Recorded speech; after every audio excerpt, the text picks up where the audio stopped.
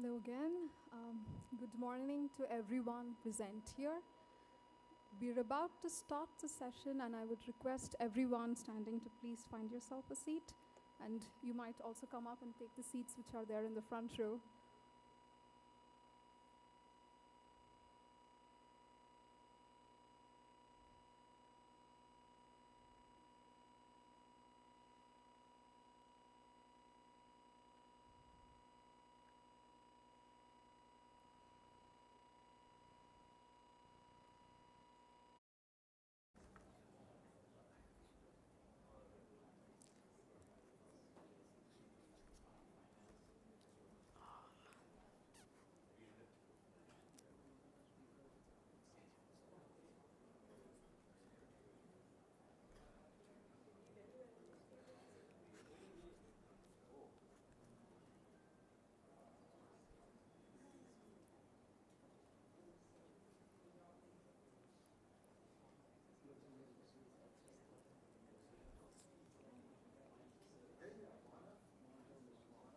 Yeah. Oh, they have it over there.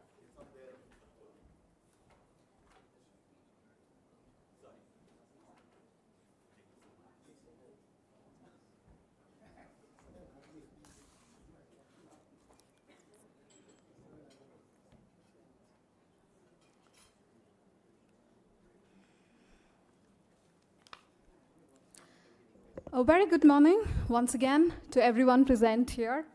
I am Mohana Bharati Manimaran, research analyst with the climate negotiations team at CEEW, and I will be your host for today. On behalf of the Council of Energy, Environment and Water, it's my pleasure to welcome you to this high-level convening on the 10 years of Paris Agreement from rulemaking to delivery. 10 years ago, at COP21 in Paris, countries set out on a clear objective: to hold the global temperature rise well below 2 degrees Celsius and limit it to 1.5 degrees Celsius above pre-industrial levels, all the while strengthening adaptation, building resilience, and aligning flows with climate-resilient, low-carbon pathways. The Paris Agreement was a landmark moment that promised not just collective ambition, but a process that would drive every country to act within its capacity in accordance with the principles of equity and common but differentiated responsibilities. Organized on the 10th anniversary of the adoption of this agreement, today's dialogues featuring addresses from dignitaries and expert panel discussions will reflect on the origin, evolution, and journey of the Paris Agreement by distilling lessons and insights from senior diplomats, sector experts, and media. We believe these deliberations will inform the shaping of an ambitious, equitable agenda for the next phase of global climate action leading up to COP33 and beyond. As we commence the session, I would now like to invite on stage our distinguished speakers, Shri Shyam Saran, President, India International Center, Mr. Damien Syed, Minister Counselor, Deputy Chief of Mission at the Embassy of France, and our very own Shri Ravi Shankar Prasad, Distinguished Fellow, CEEW. I request you to please the stage.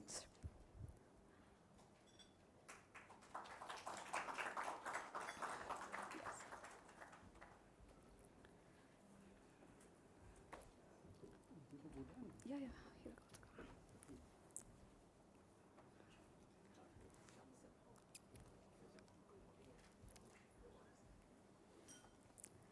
And now to formally begin this session, I invite Dr. Arnabha Ghosh, CEO of the Council on Energy, Environment and Water, and Special Envoy for COP30, representing South Asia, to deliver the welcome remarks.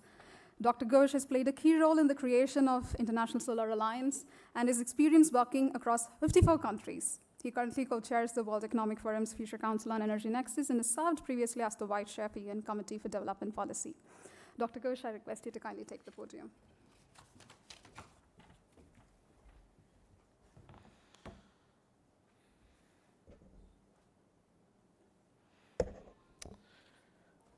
Thank you, Mohana. Good morning, everyone. We are, I think, less than about 35 days to the beginning of COP30 in Belém. So time is running out, and we are here to think about a decade past.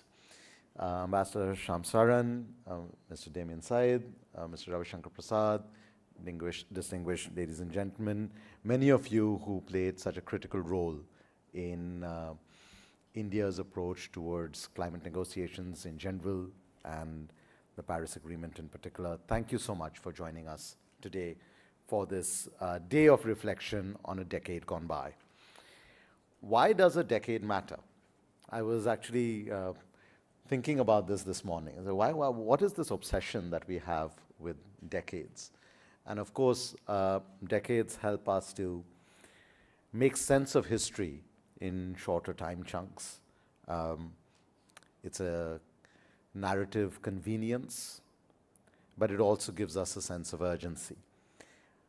Since 2015, the Paris Agreement has certainly generated some tangible outcomes. We'll hear about that in much more depth, hopefully, in the conversations that follow.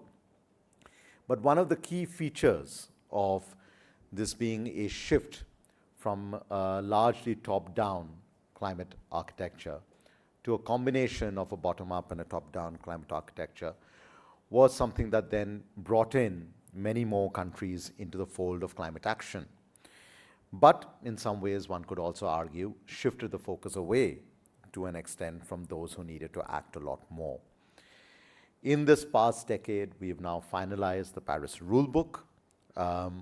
New things have been established, such as the Loss and Damage Fund, and we have some kind of a new goal on climate finance.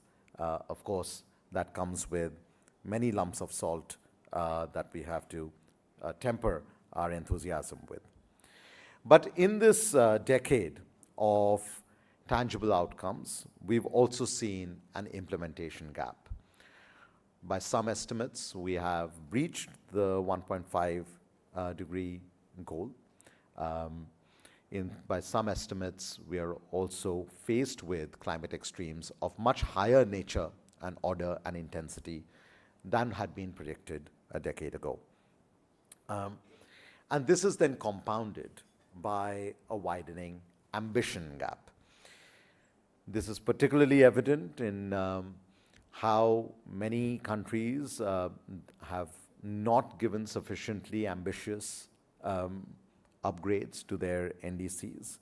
It's also evident from the first Global Stocktake that happened at the Dubai COP 2 years ago. And in fact, the next one will happen in 2028 when India hopes to host the next, the COP 33 negotiations. Of course, that has to be finalized. So between making rules, getting some things done, and yet noticing that there is a massive ambition gap, the focus of COP30 on implementation begins to make that much more sense. There is only that much value to saying things which are not delivered. A few years, in fact, just after the Egypt COP, I had written an essay calling for the UNFCCC to be converted from a bank of commitments to a bank of actions. A bank is something where you go and put in deposits. In the climate regime, the deposits were commitments. Now, any deposit that does not yield any interest gets devalued.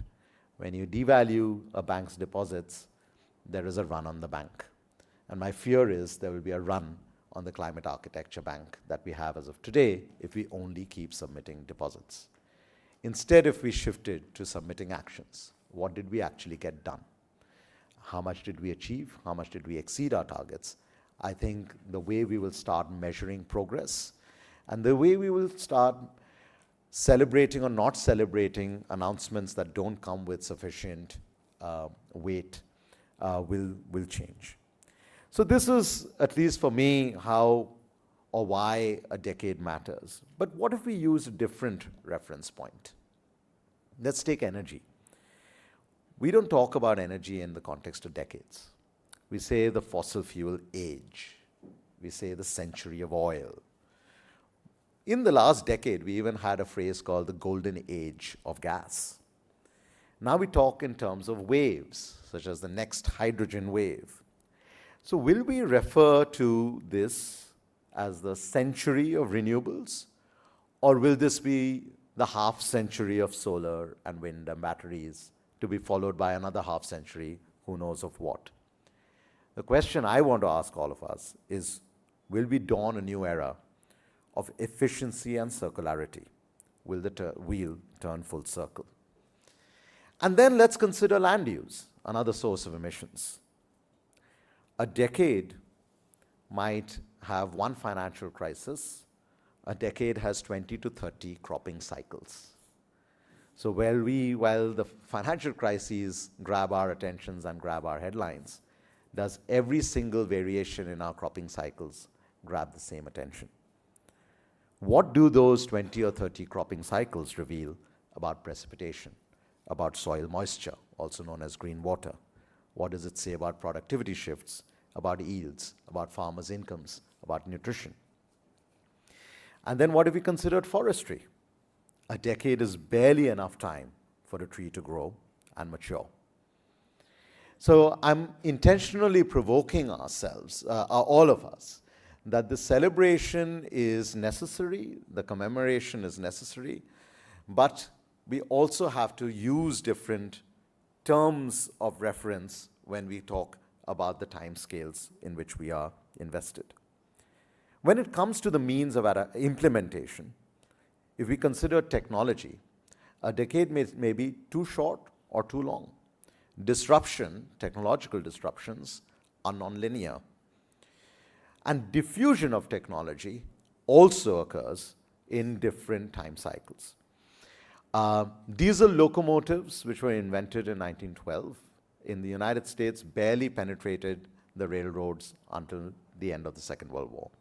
And then within 15 more years, they had reached 95% of penetration.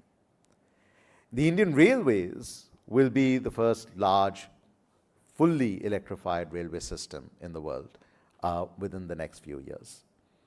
China barely had any or no high-speed railway around the time when the Copenhagen Accord was signed. Today, it has the largest high-speed railway network in the world. There are 5 stages of a technology adoption process. First is knowledge and awareness, then you have persuasion, then you have decision-making around what to do about those technologies, you have some implementation, and then you have confirmation that kicks in.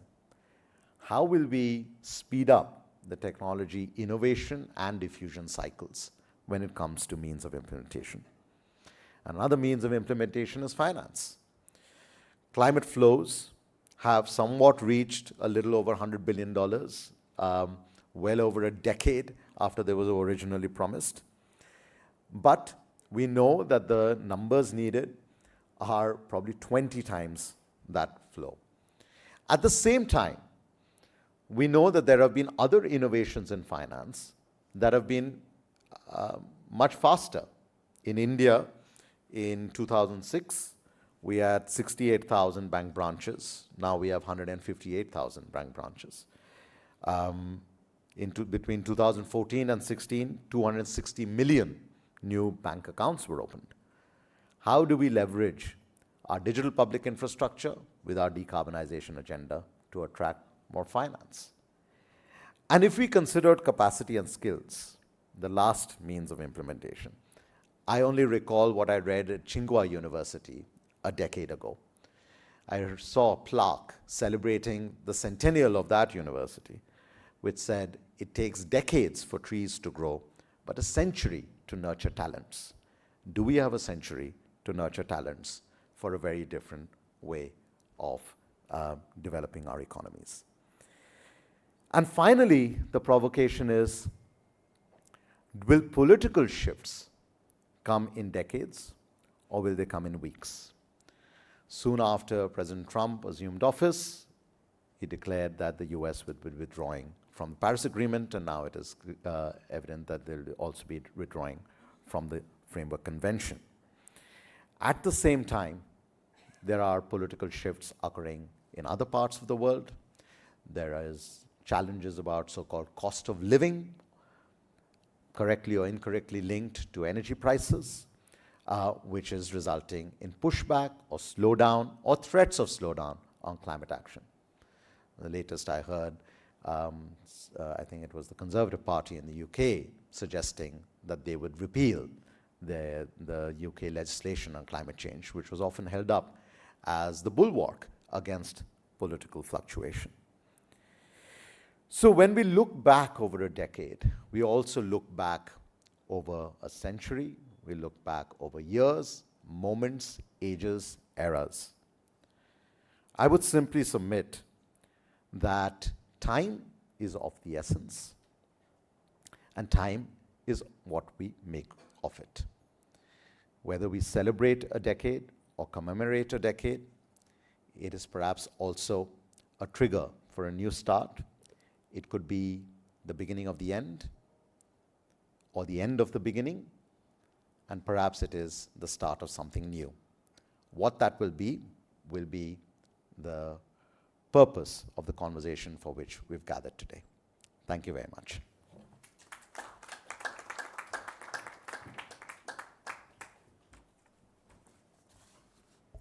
Thank you, Dr. Ghosh, for those powerful remarks and reminding us the significance of why we are all gathered here today this morning.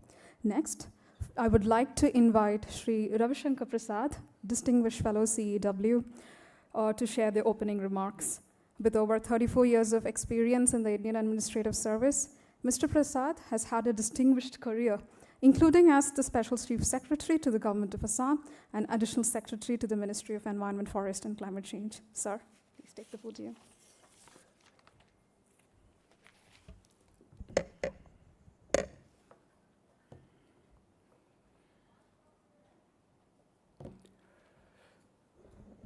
Good morning to all of you.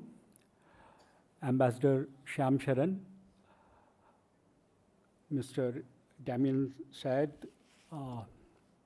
Deputy Chief of Mission Embassy of France, Dr. Arunabha Ghosh, CEO CEEW and Special Envoy for COP30 South Asia, distinguished delegates, colleagues and friends. It is both a pleasure and a privilege to be here with you today for such a significant milestone, 10 years of the Paris Agreement. For many of us gathered here, this is more than a professional engagement. It is personal. We have lived this journey year after year through intense negotiations, shifting global headwinds, and growing public expectations. For me, it is particularly nostalgic.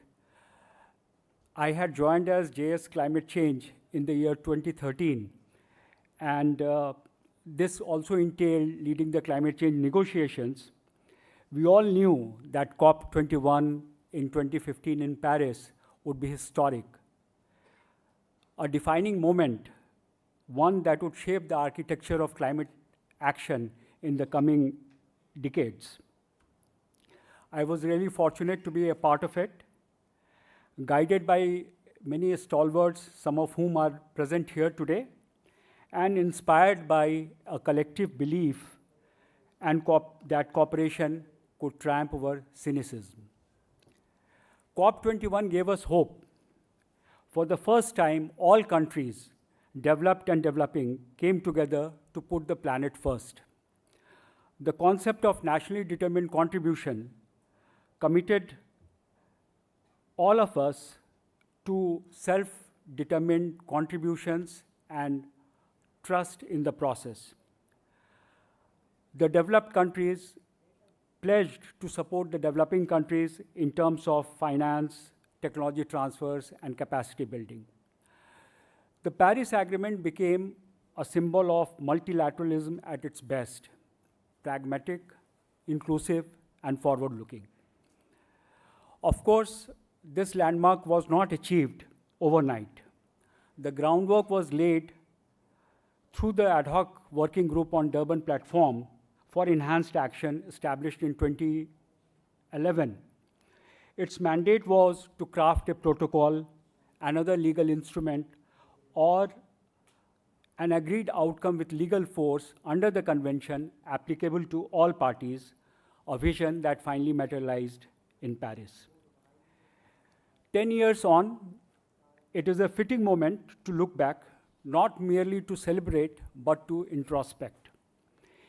In this decade, we have witnessed a remarkable progress, the near universal ratification of the Paris Agreement, successive NDC updates, the operationalization of Article 6, and a growing alignment of finance and technology flows with low carbon pathways.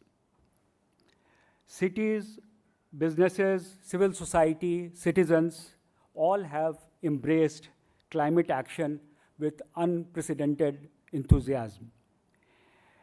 And yet, the world today faces a climate reality which is far more harsher than what we envisaged in 2015.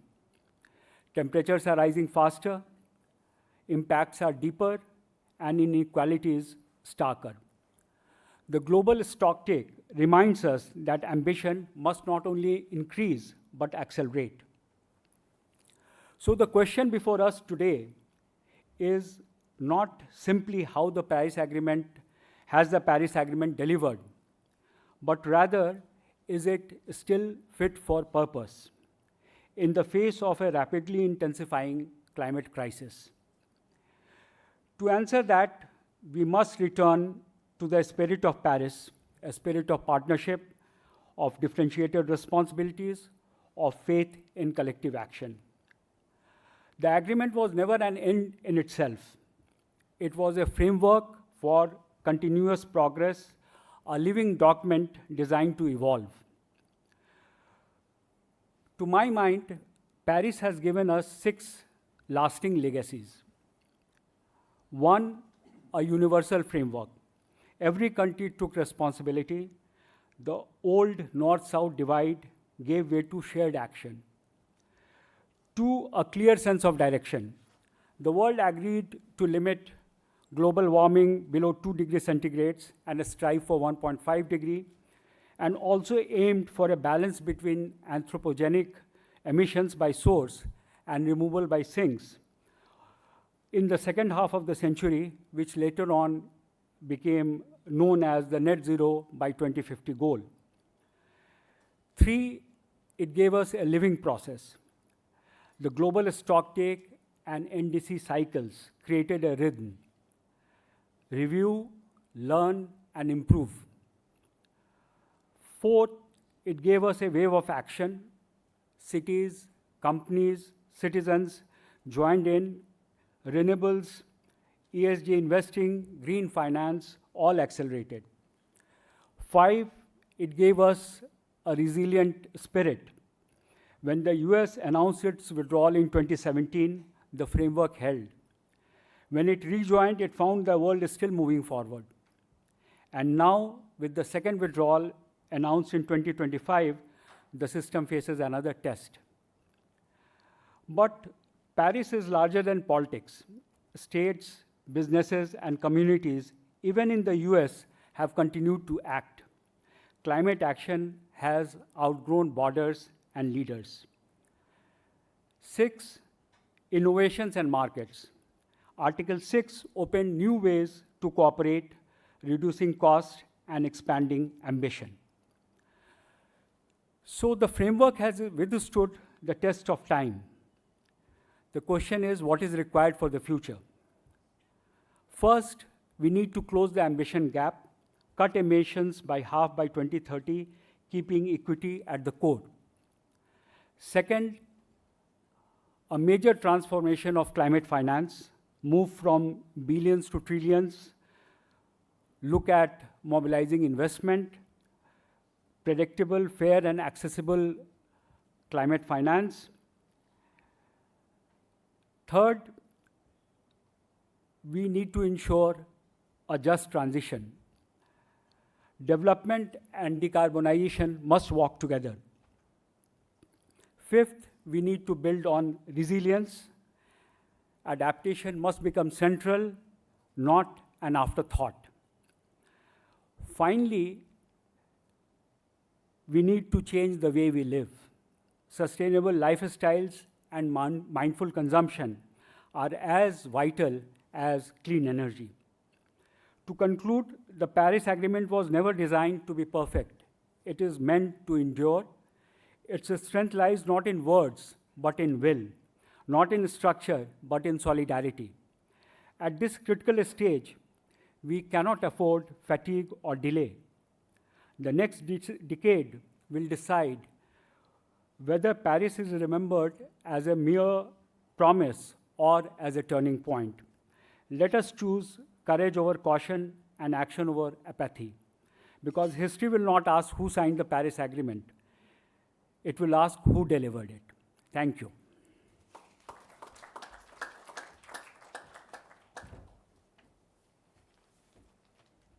Thank you so much, sir, for your insightful remarks, marking not just the resilience of the Paris system, but also outlining the work that is still to be done. Ladies and gentlemen, with those thoughts, we have the tone set for the day's deliberation. At this juncture, I believe it is fitting that we recall the pivotal role of France as the host of COP21 in shaping one of the most consequential milestones in global climate diplomacy. Nearly a decade later, France continues to champion this spirit. It is therefore my privilege now to invite Mr. Damien Said, Minister Counselor and Deputy Chief of Mission at the Embassy of France, to deliver a special address. Mr. Said graduated from the University of Paris, where he obtained a Master in European Law. After his admission to the French Ministry for Foreign Affairs, he has held multiple diplomatic roles across Africa and the Asia Pacific. Previously, he was also the first Secretary of the Embassy of France in Malaysia and Consul General of France in Kolkata. Mr. Said, may I please request you to take the podium?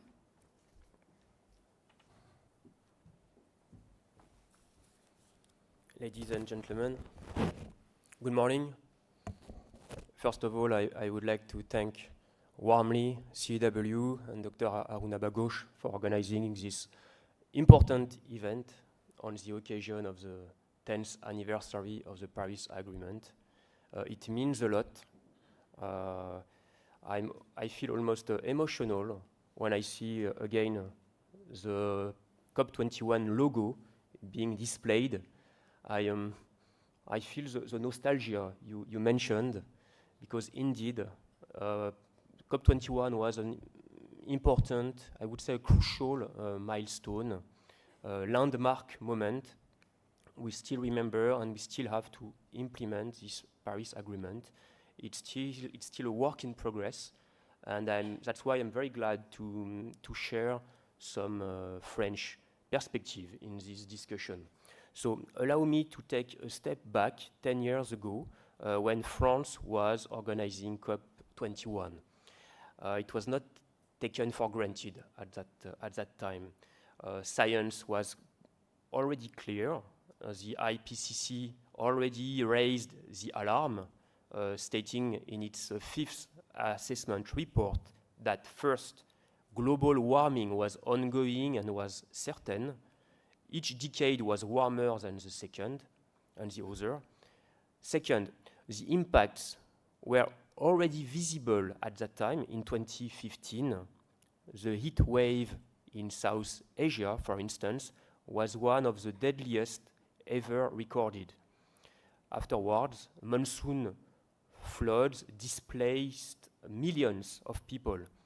And third, human influence was the dominant cause of all these disorders.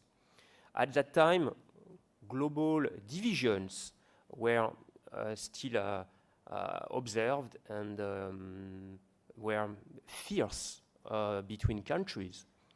The US Congress was opposed to any binding instrument.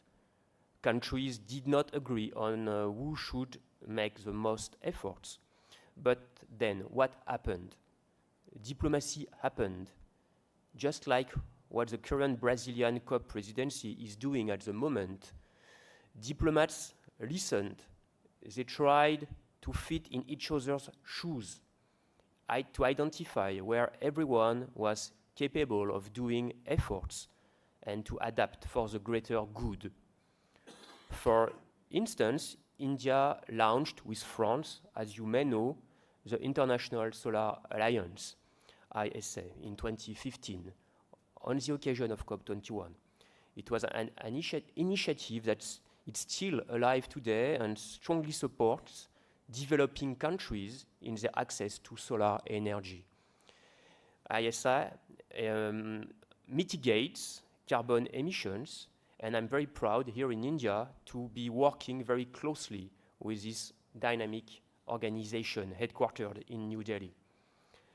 At COP21, the innovation, and it was criticized at that time, the innovation was to both identify a trajectory for global warming in the long term, it was said, well below 2 degrees Celsius and limited to 1.5 degrees Celsius.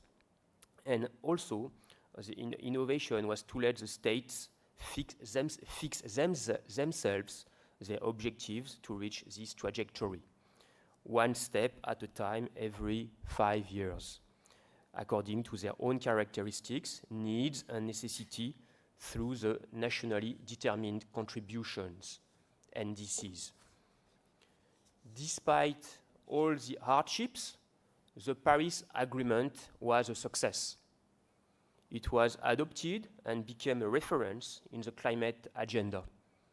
It is absolutely right to say that the needs are urgent today, but we also need to remember that without the Paris Agreement, our planet could have been in a worse state today. Now, the number of countries with dedicated climate laws and strategies has risen from 98 to 164. Climate governance has taken a firm stance. Our global energy landscape is decarbonizing at unprecedented level and speed. In 2025, annual investments in the energy transition are projected to hit a record $2,200 billion, double that of fossil fuels. India and the EU have shown leadership in that regard.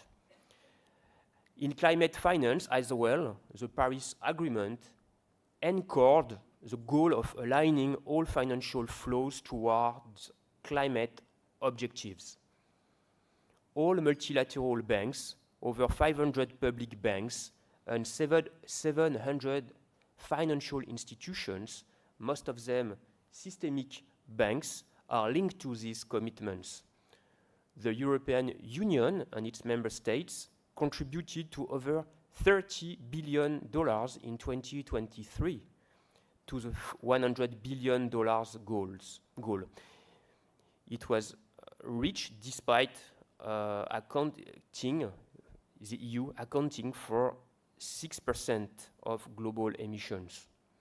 So as you can see, France and the EU are taking the lead and mobilizing public, private, and innovative finance in developing countries.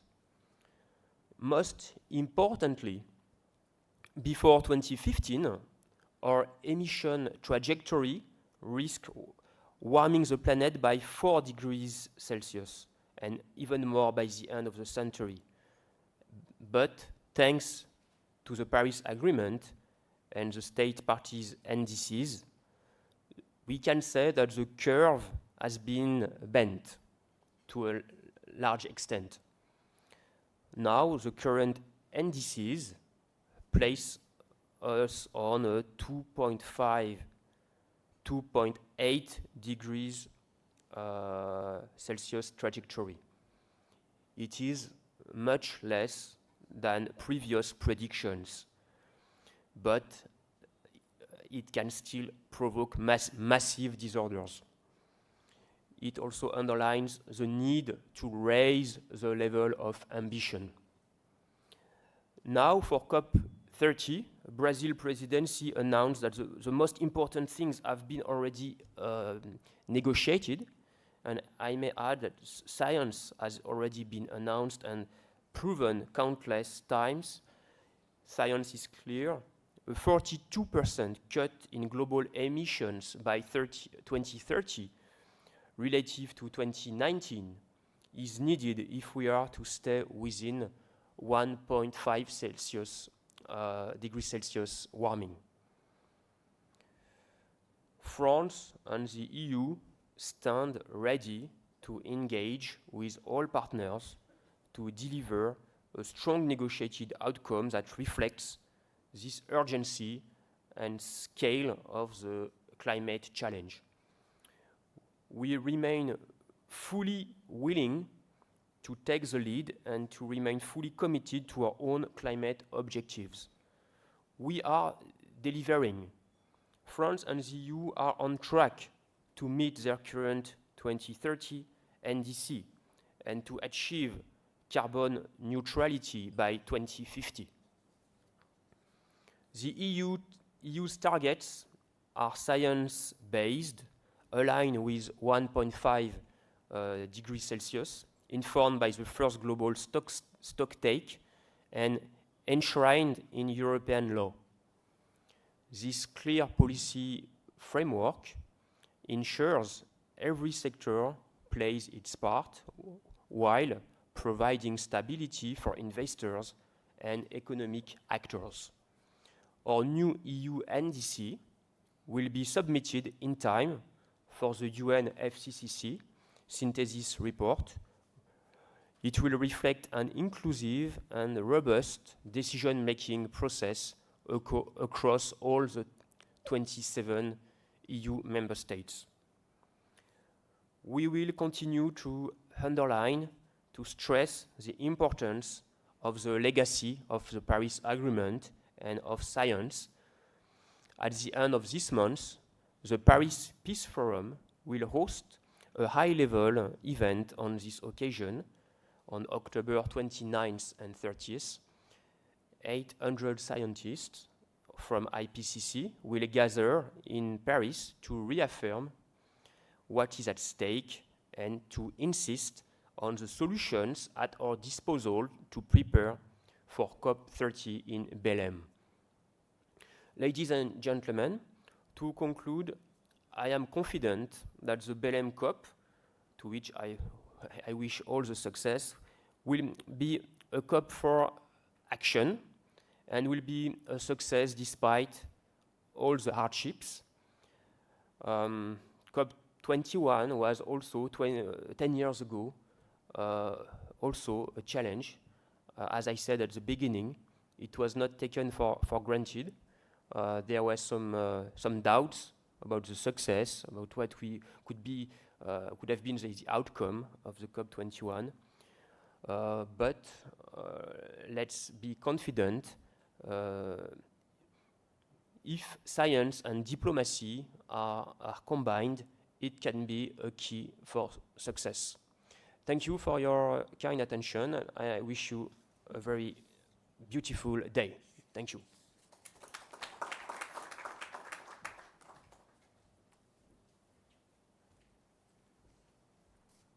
Thank you, Mr. Syed, for your address and for the brief sojourn back in time to COP21 and for France's continued spirit in furthering global climate action. Building on those reflections and to deliver the keynote address, we are honored to have with us Shri Shyam Saran. Mr. Saran is a Padma Bhushan awardee and has led an illustrious career in public policy spanning across the decades, including serving as the Foreign Secretary of India and as the Prime Minister's Special Envoy for Climate Change and Nuclear Affairs. He was also the Secretary, Ministry of External Affairs. The Emperor of Japan had decorated him with the Spring Order, Gold and Silver Star, in 2019 for his services in promoting India-Japan relations. Currently, Mr. Saran is the President of the India International Center and an Honorary Senior Fellow with the Center for Policy Research. Sir, may I please request you to take the podium?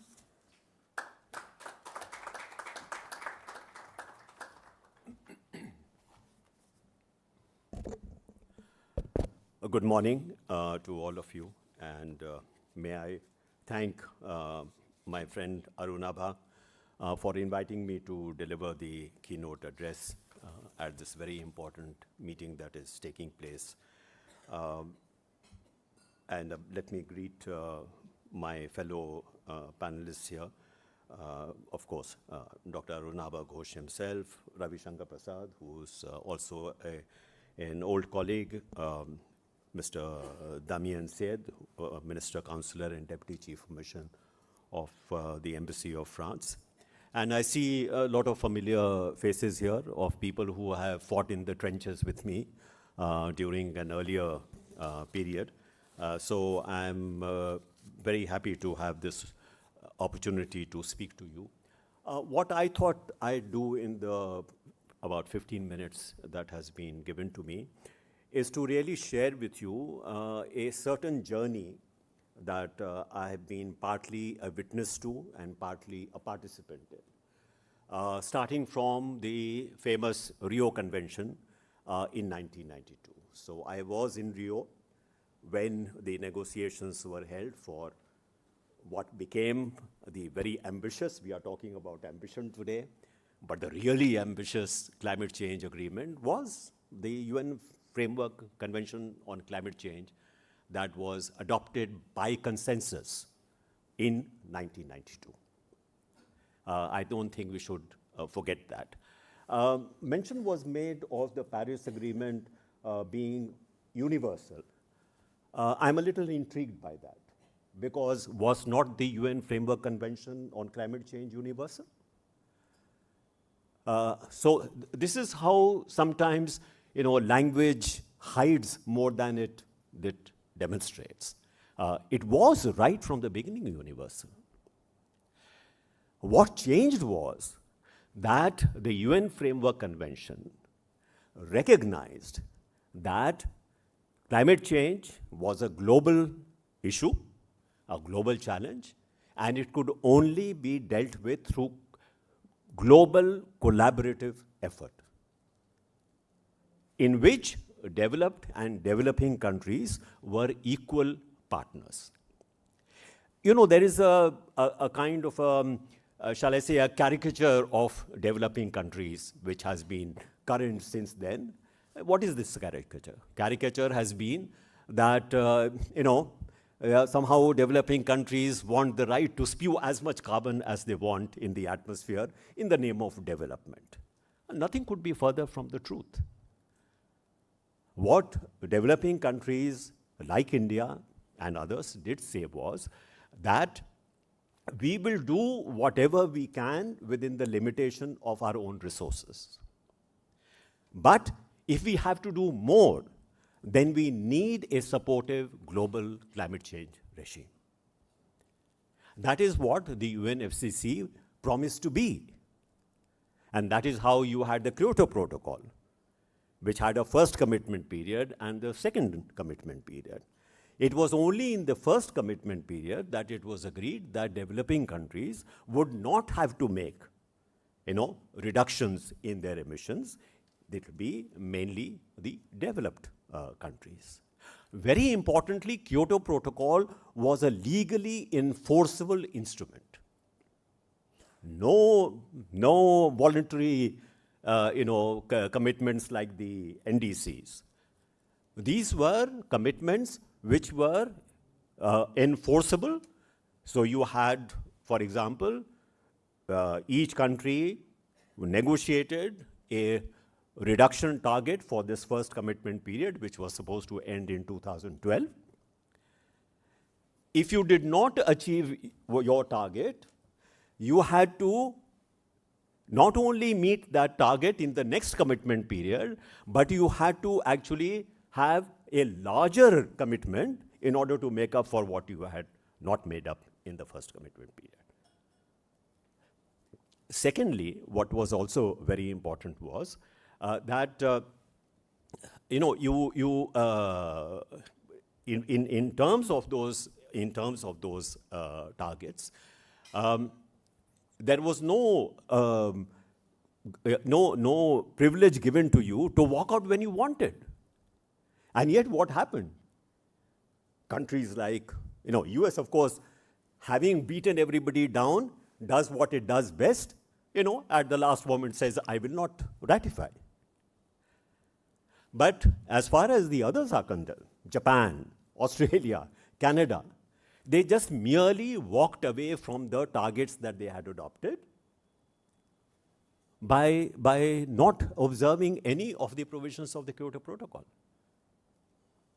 I'm sharing this history with you because I think it is important to understand how long a distance we have traveled from the UNFCCC to the Paris Agreement.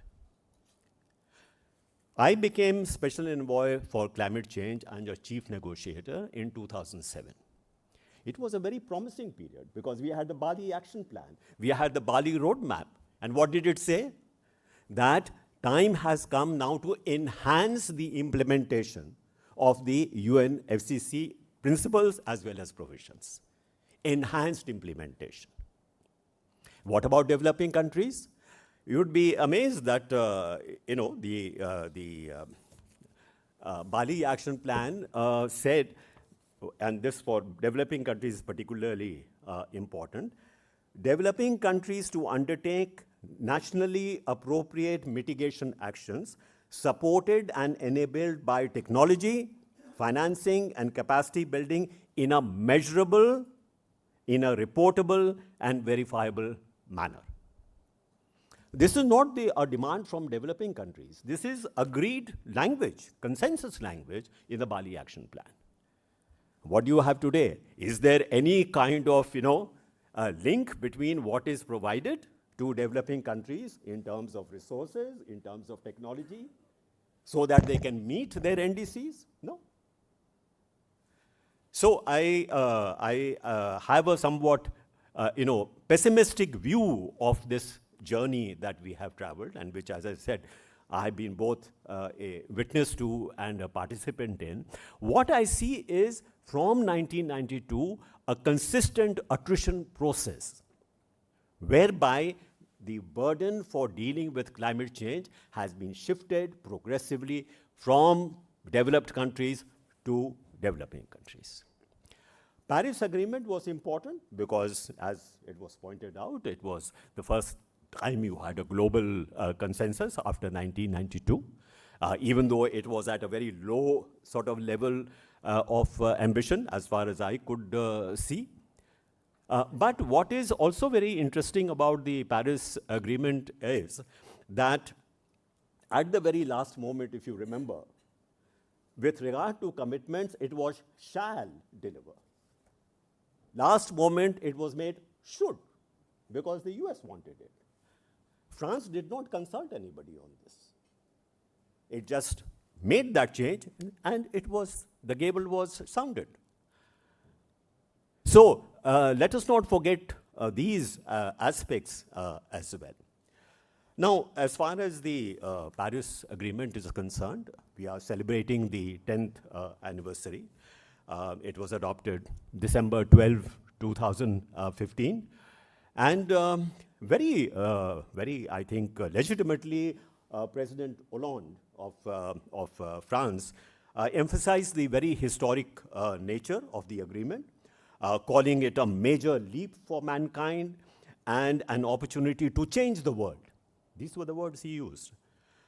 He said that, in Paris, there have been many revolutions over the centuries. Today is the most beautiful and most peaceful revolution that has just been accomplished, a revolution for climate change, unquote. Very, very, in a sense, inspiring words. 10 years later, can we say that this has been in any way implemented? I don't think we can say that.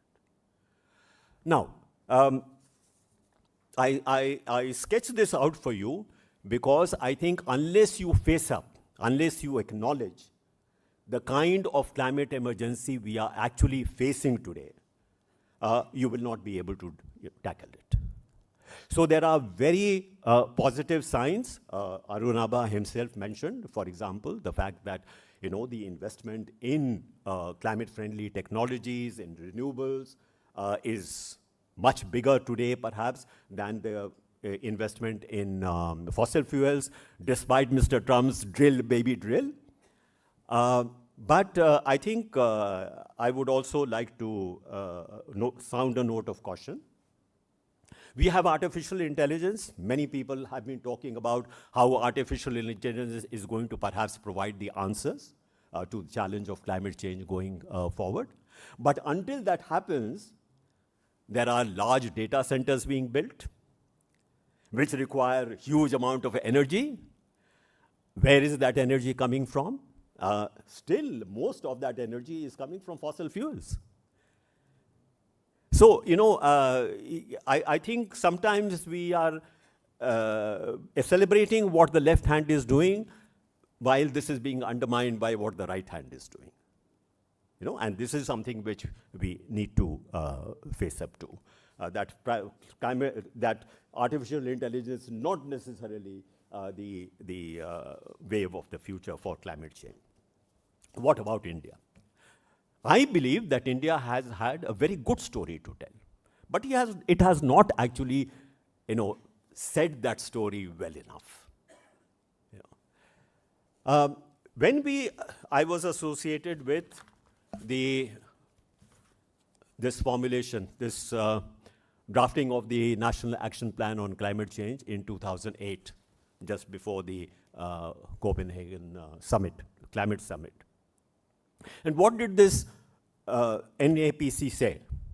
It said that for India, energy security and climate change are the two sides of the same coin.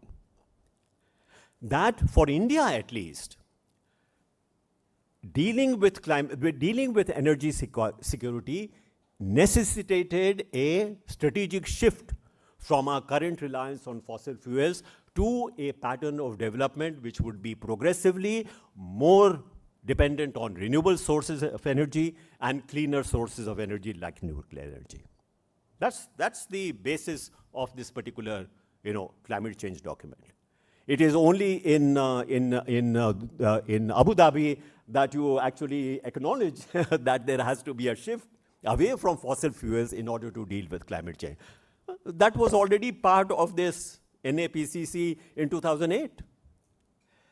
Also, I would like to mention, I think Arunabha has mentioned it, that also that International Solar Alliance, for example, which came out of the Paris Agreement, the technology network which was set up at Paris, which were both Indian initiatives. But since then, you have seen some of the very ambitious targets which are there for renewable energy. The National Solar Mission is one of the great success stories. The National Mission on Enhancing Energy Efficiency is another very, very, great story.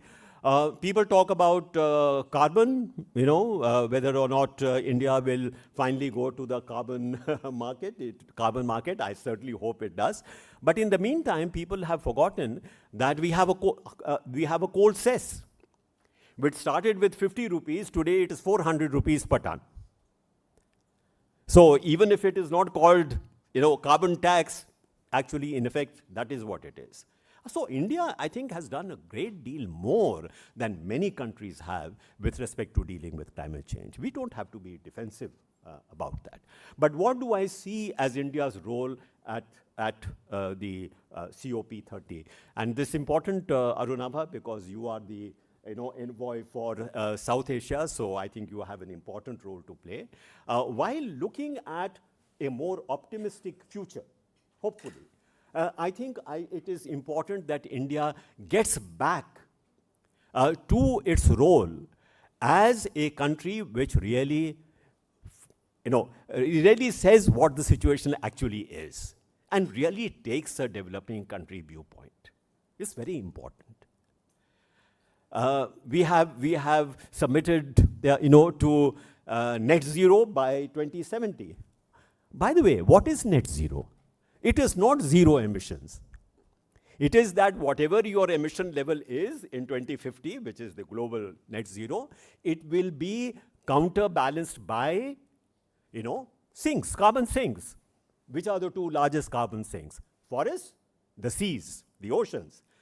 Both are actually losing their capacity to serve as carbon sinks. So where is that compensating, mechanism going to come from? And yet we are somehow, convincing ourselves that we have done a great job in agreeing to a global zero. What the reality is behind that global zero, perhaps not many people are looking at. So I would say in conclusion that we do hope that Belém will prove to be a different kind of a COP, where we will confront the reality of the kind of emergency that we are facing, and also recognize that we have to change the manner in which we do diplomacy. My colleagues who are here from the Ministry of Foreign Affairs will bear me out that what is the brief with which we go to these negotiations. Give as little as you can, extract as much as you want. If every delegation is following that brief, which I think they are, should it surprise you that we end up with the least common denominator result? So if we go to Belém with that same mindset, I'm afraid we will not make much progress. So we need to change the manner in which we approach this kind of a global challenge. I wish you all the very best. Thank you.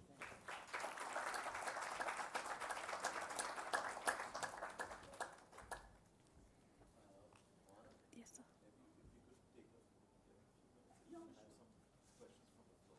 Sure. Yes. So yeah, the floor is open for questions. We do have mics which can be circulated around. Could someone pass the microphone here? Someone over here, Front, please. Here, in front.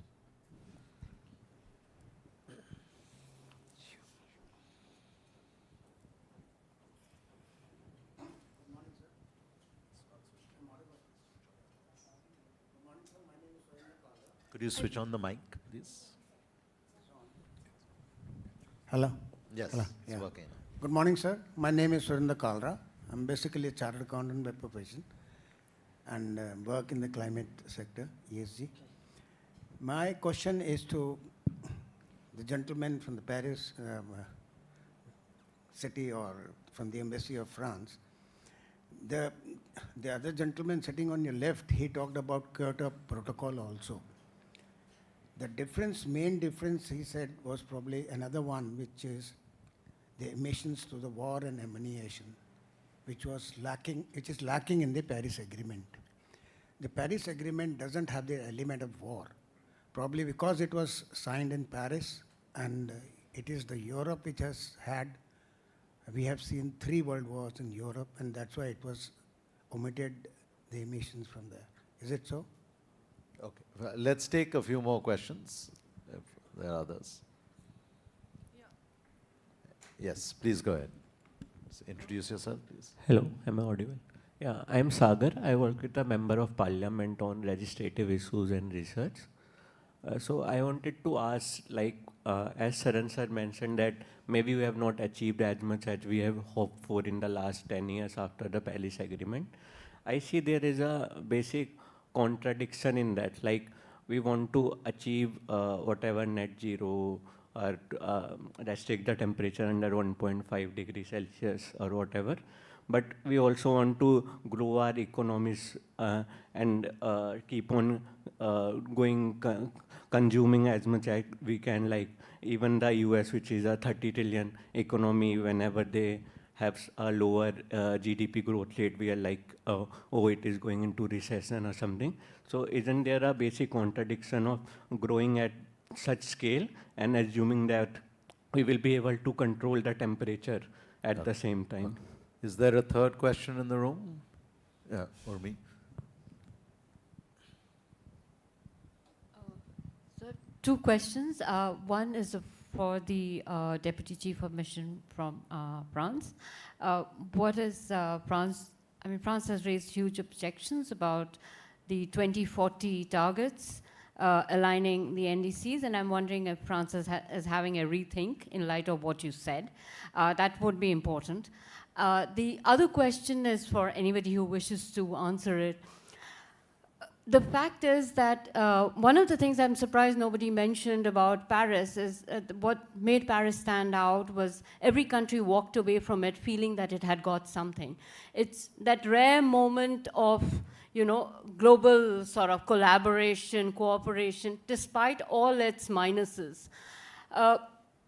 we don't see that returning. And I'm wondering, when you're talking about a step for the future from COP30, what is it that we need to do to get that back? Because Brazil talks a lot about multilateralism, but that multilateralism can't be that some countries, get together and force the others to join in. So I'm wondering if you could address that.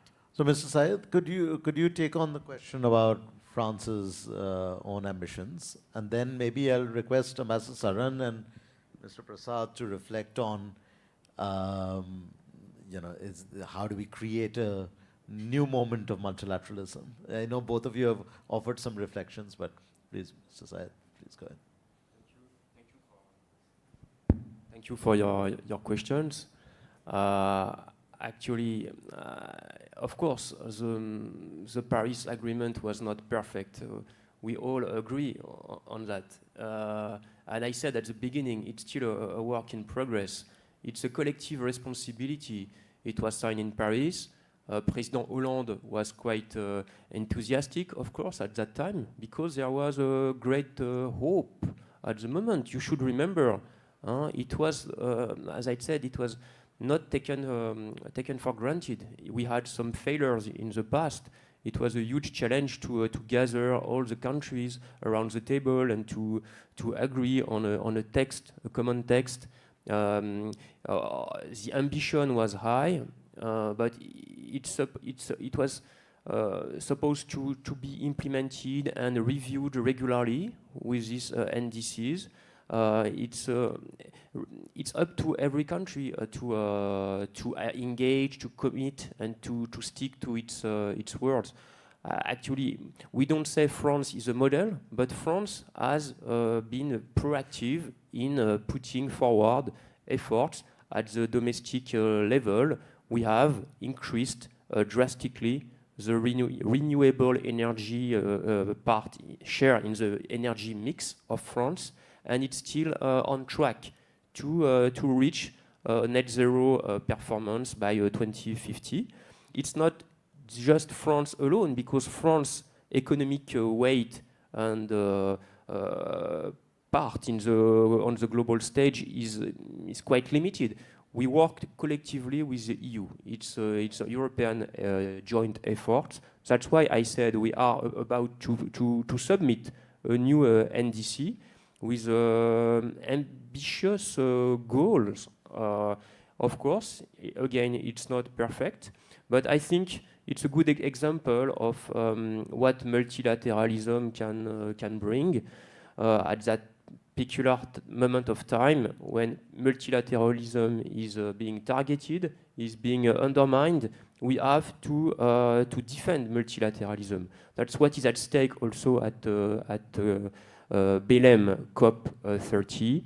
We have to work together because we could not address the challenge of climate change alone, individually, state by state. We have to keep this momentum. And again, we paved the way for strong measures 10 years ago. It's still imperfect. It's still partial. But as I said, it could have been worse. The state of the planet could be much worse without what has been already put in place with NDC. I see you disagree, but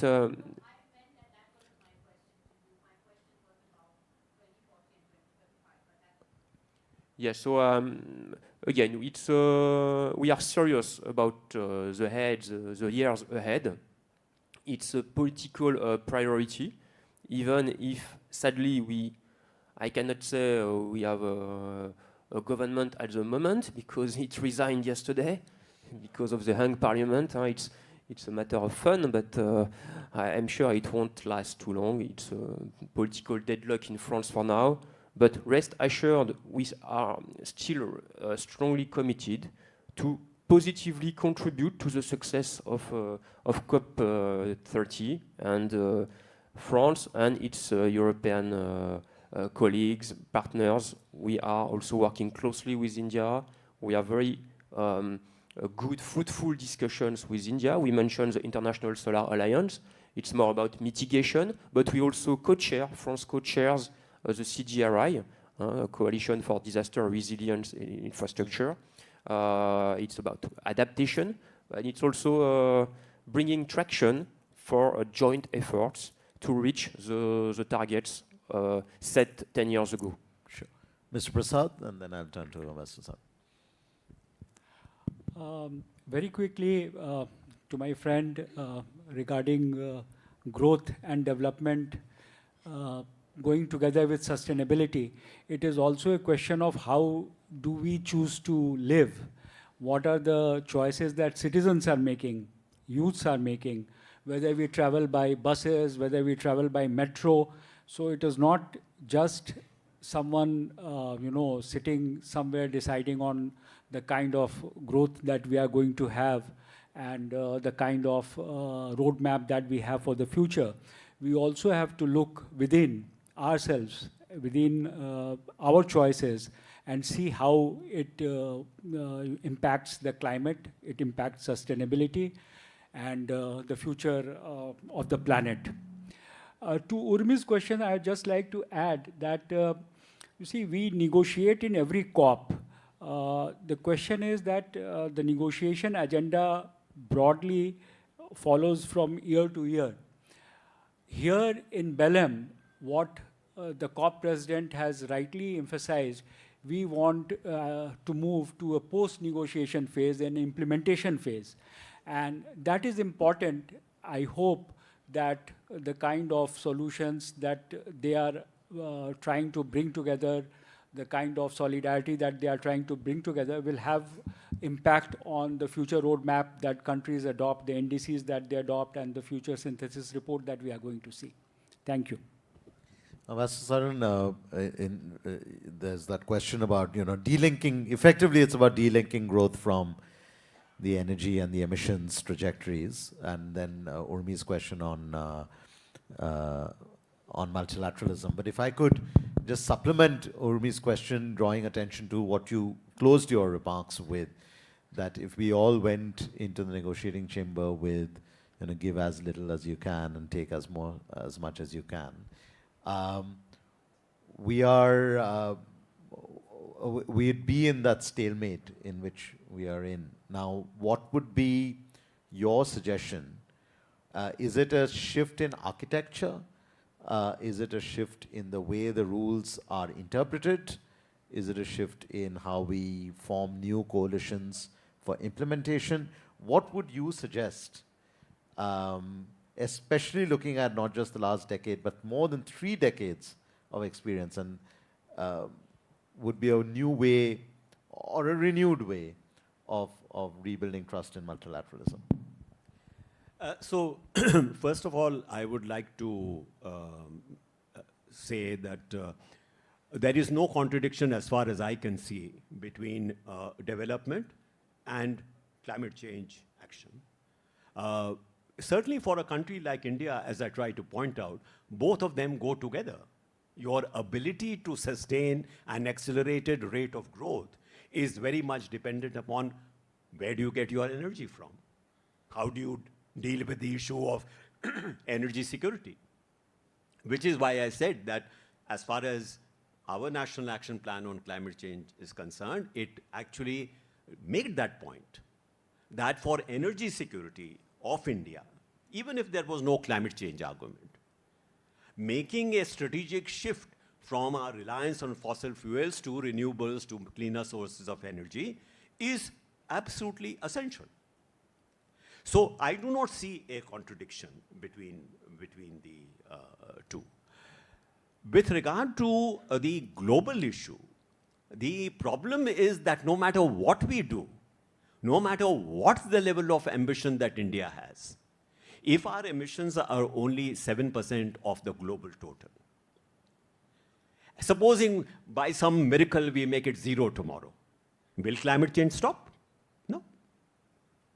Precisely because it is a global phenomena, unless others join in reducing the global emissions, your making it 0 is not going to stop climate change. So multilateralism becomes absolutely indispensable for that particular reason. Not because of what I can do with my NDC or what some other country can do with what is the level of ambition which each country has, and you do a global stocktake. All that is fine. But as far as the global challenge is concerned, there is no alternative to a global collaborative approach, and that only multilateralism can deliver on. And by the way, why did I say we are facing an emergency? We are facing an emergency because the more the delay in dealing with it, the problem does not stay where it is. The problem is expanding all the time. So if you don't act now, you are actually going to be dealing with a bigger problem later on. And that is perhaps not always understood. Yeah? So what is the answer in terms of multilateralism? Well, there are examples. The example, for example, of Montreal Protocol. Because countries got together and said, yeah, this is something so dangerous that we need to work together. And those who have the capability in terms of technology, in terms of finance, did deploy those, and successfully. So why is it not possible to think in terms of that kind of approach? What is required is really a mindset change.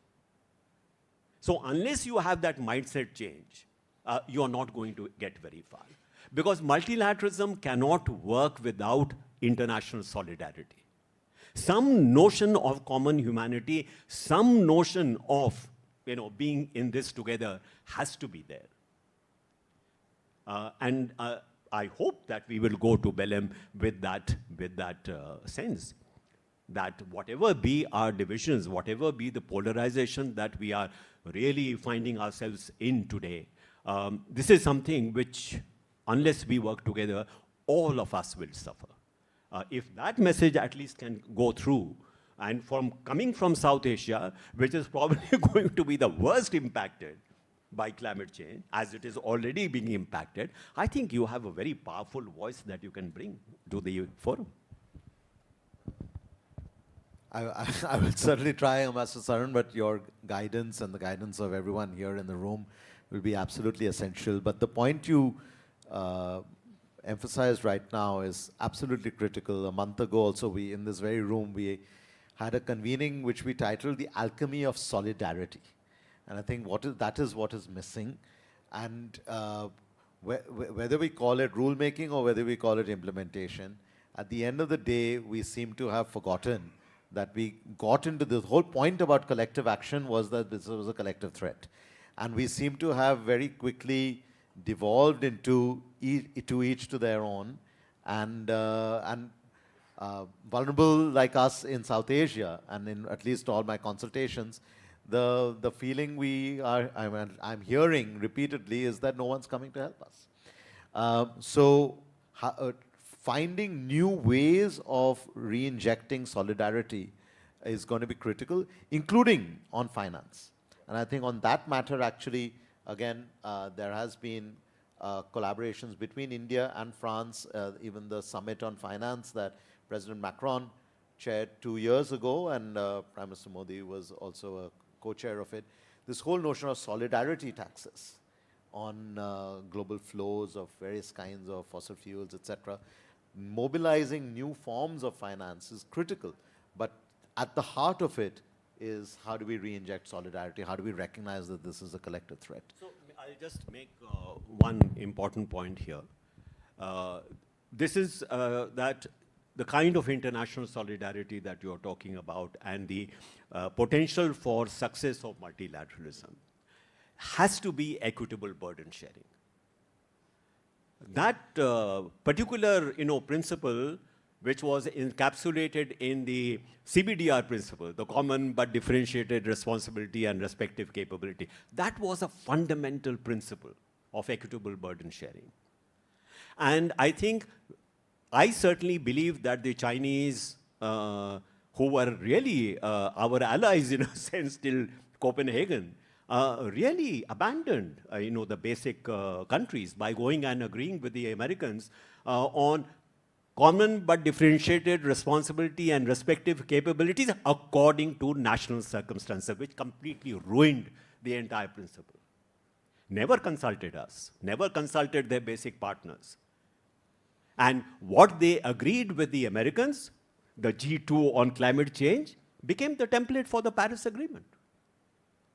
So we have to be very careful. This equitable burden sharing is a very important principle, and that needs, India is one of the countries which must emphasize that. Because you cannot have a non-proliferation treaty approach to climate change. That we get to keep what we have because we got here first, you stay where you are because you are a latecomer. That principle will not work. Thank you, Master Sir. Mohana, over to you. Thank you to the audience to be so engaging, and for our dignitaries here for engaging with audience questions in such a thought-provoking manner. I understand Mr. Syed has to be at elsewhere for another commitment, so we'll ask him for his, yeah.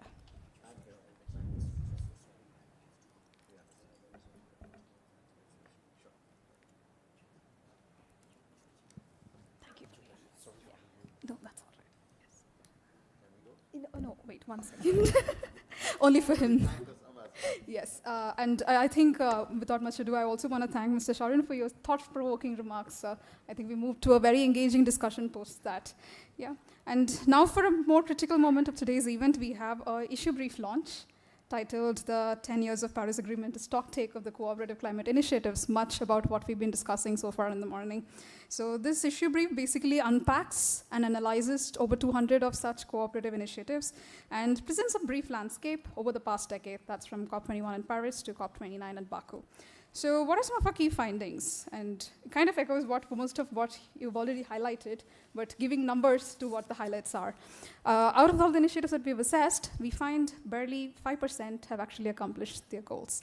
And over a fifth are either stalled or we don't see updates since their initial announcement. And we also note that the initiatives that show a better progress in delivery are only when there is a robust integration of some kind of structural element, say a clearly delineated target, you have an organizational arrangement, some kind of a monitoring engagement that persists through the initiative. And as far as the regional focus is concerned, there's another interesting finding. We found less than a third of all the initiatives focusing exclusively on the global south regions of Asia, Africa, and Latin America. Most of them either span multiple regions or just global in scope and kind of highlights the need for us to leverage the south potential and for cooperation rather than catch all larger multilateral groupings over and again. Looking at the participation of actors across the board, we note that only about a fifth of the initiative, including participations from subnational level actors. This is despite UNDP previously noting that about 50 to 80% of all mitigation and adaptation action needs to be subnational. Right. Finally, in a more interesting map of alliances that these initiatives have brought forth across the decade, we notice that there's a balanced participation from prominent Global South countries, wherein even in initiatives that were led by Global South, we see participation by and large from countries in the Global North. And as a beam in the dark, we also note that India is emerging as a significant player. Despite not having hosted a COP, it holds a record of at least 8 initiatives, and for over mobilizing 47 countries on average per initiative, which is almost comparable to any country that has hosted a COP previously. And with that, I would now like to request Mr. Sumit Prasad, my co-author, to join us on stage for the report launch. I would also request our dignitaries, Dr. Ghosh, Dr. Sharan, and Mr. Prasad to come forward for the report launch.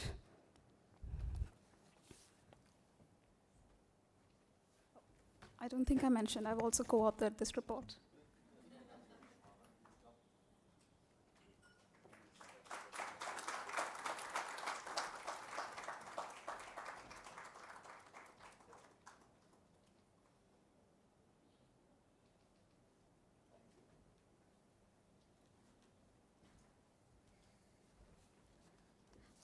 Thank you, everyone, for being patient. With that, the report is live. You may also find QR codes placed at your desk, and you can access it online.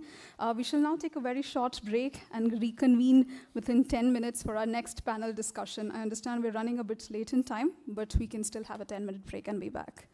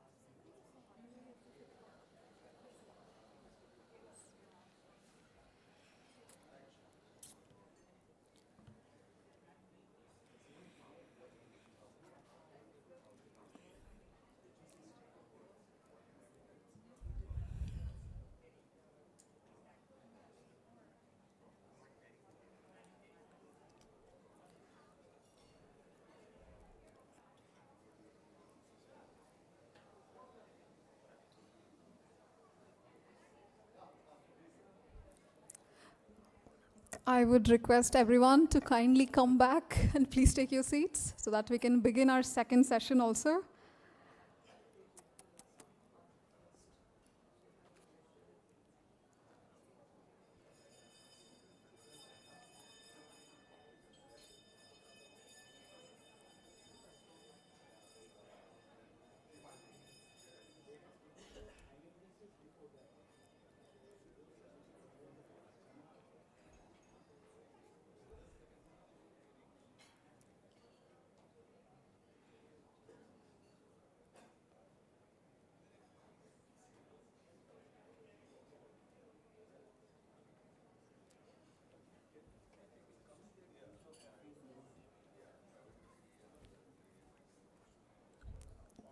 Please feel free to come with your tea and coffee and just join us for the discussion so that we can get started on this.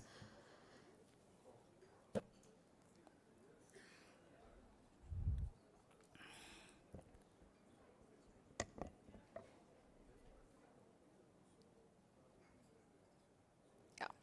So welcome back, everyone. We are now moving to a more interesting part of the session, our first panel discussion for the day. Titled Heat of the Moment, Reflections on the Paris Agreement and the Journey So Far, this panel will reflect on the origins and the evolution of the Paris Agreement, examine the priorities and trade-offs that shaped its architecture, and set the trajectory for collective climate action, bringing together key figures from across India's bureaucratic and diplomatic work streams who were deeply engaged at COP21 negotiations and pivotal in articulating India's positions. This session will be moderated by our very own Shri Mr. Ravi Shankar Prasad. As noted previously, Mr. Prasad brings with him over 3 decades of rich experience and has played a pivotal role in shaping India's climate policies and has also led Indian delegations to the UNFCCC negotiations, contributing to the development of Paris Agreement and its implementation mechanisms. He was also closely involved in formulating India's first NDC and spearheaded key initiatives as the National Adaptation Fund for Climate Change and National Clean Air Program. Joining him on the panel are other seasoned diplomats and bureaucrats. Srimati Sujata Mehta. Ms. Mehta was a member of the Indian Foreign Service 1980 batch and a seasoned diplomat. She has led an illustrious career spanning her service as Undersecretary, Joint Secretary, and Additional Secretary, eventually in the Ministry of External Affairs, and in the Indian missions in Moscow, Dhaka, and the UN in New York. She has also served as the Joint Secretary in the Prime Minister's Office and has been India's ambassador to Spain, and ambassador and permanent representative on the Conference on Disarmament in Geneva. Ms. Mehta has also been a part of the delegation to the Paris Agreement negotiations. We also have with us Sri Ajay Narayan Jha. Mr. Jha was a member of the Indian Administrative Service 1982 batch and has served in different capacities in the Government of Manipur and Government of India in a distinguished career spanning 37 years. He most recently also served as a member of the 16th Finance Commission. Previously, he was Union Finance Secretary and Expenditure Secretary in the Ministry of Finance. He's worked closely with the highest decision-making levels across Prime Minister's Office, Finance Minister, the Cabinet, secretaries of all ministries and departments of Government of India on matters spanning the entire gamut of public policy. He's also served as Secretary of Environment, Forest, and Climate Change, where he piloted the ratification of Paris Agreement by India. And last but not the least, we also have with us Sri R.R. Rashmi. Mr. Rashmi is currently a distinguished fellow at TERI, where he works in climate change policy, low emissions growth, and carbon market issues. However, he's also a senior retired IAS officer of the 1983 batch from Manipur Kadar with over 35 years of experience in public service.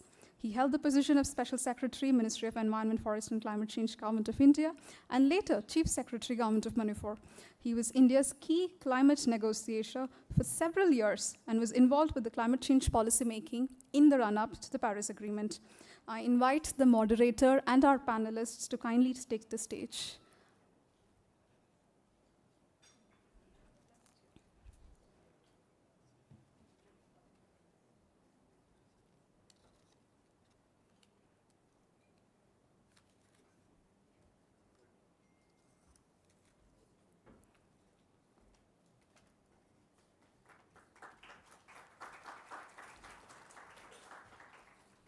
Sir, over to you.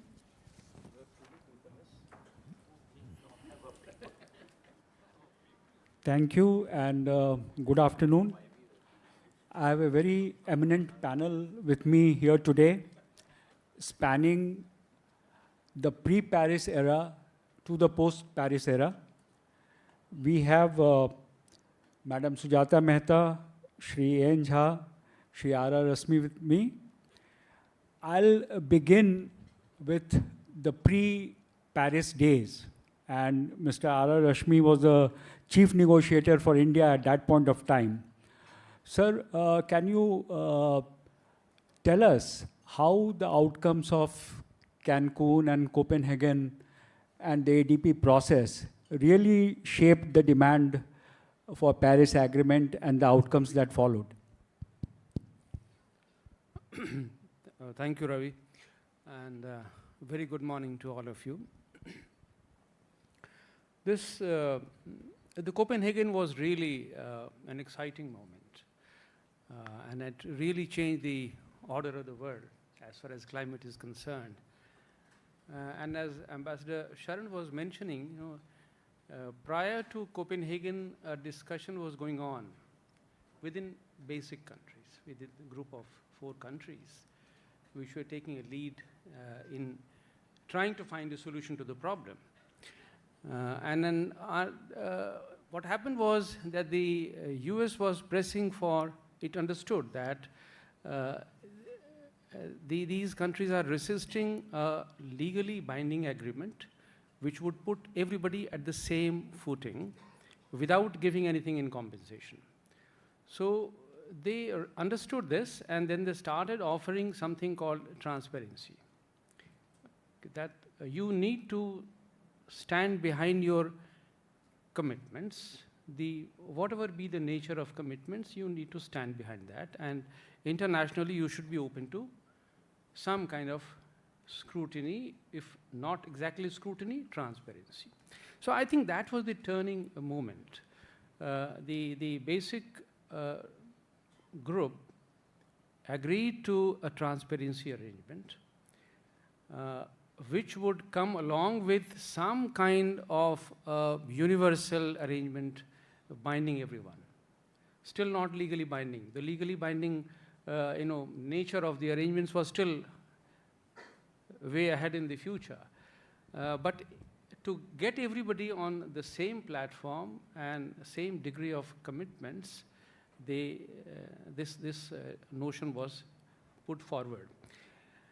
Along with this, it is really interesting that the finance, which was really the critical piece of negotiations all along, and it is still so, this was offered as some kind of a compensation to those countries which could not manage without international support. The large economies like China, India, Brazil, South Africa, and others in the same in the neighborhood like Indonesia, Malaysia, they were all expected that they will manage their own resources. And but it was a fundamental problem because the others could not come along. The African countries as a whole, which pressed for adaptation, and the AOSIS countries which pressed for loss and damage, they would not come aboard unless there was something in sight as far as finance is concerned. So that's how the Green Climate Fund was conceived as part of the Copenhagen negotiations. So Copenhagen did change the nature of the entire discourse by offering, number one, a universal arrangement based on transparency, and secondly, creating a Green Climate Fund. Although the success of the fund as a primary climate finance vehicle is open to discussion, but it did change the nature of evolution, and that finally it became the template in Cancun. It was not adopted in Copenhagen because of the opposition of the Bolivarian countries, but Cancun adopted this more or less in the same format, and later on it became the template for the Paris Agreement. The other fundamental element to which I would like to mention before I close is what also Ambassador Sharan was mentioning about the national circumstances. You know, the CBDR principle and the principle of equity, they're all mentioned everywhere. In every single document that you mention, that you find on climate change in the literature, you will find these two words sometimes being mentioned together, sometimes being mentioned independently. But national circumstances became a part of the literature afterwards. And it has now become the buzzword.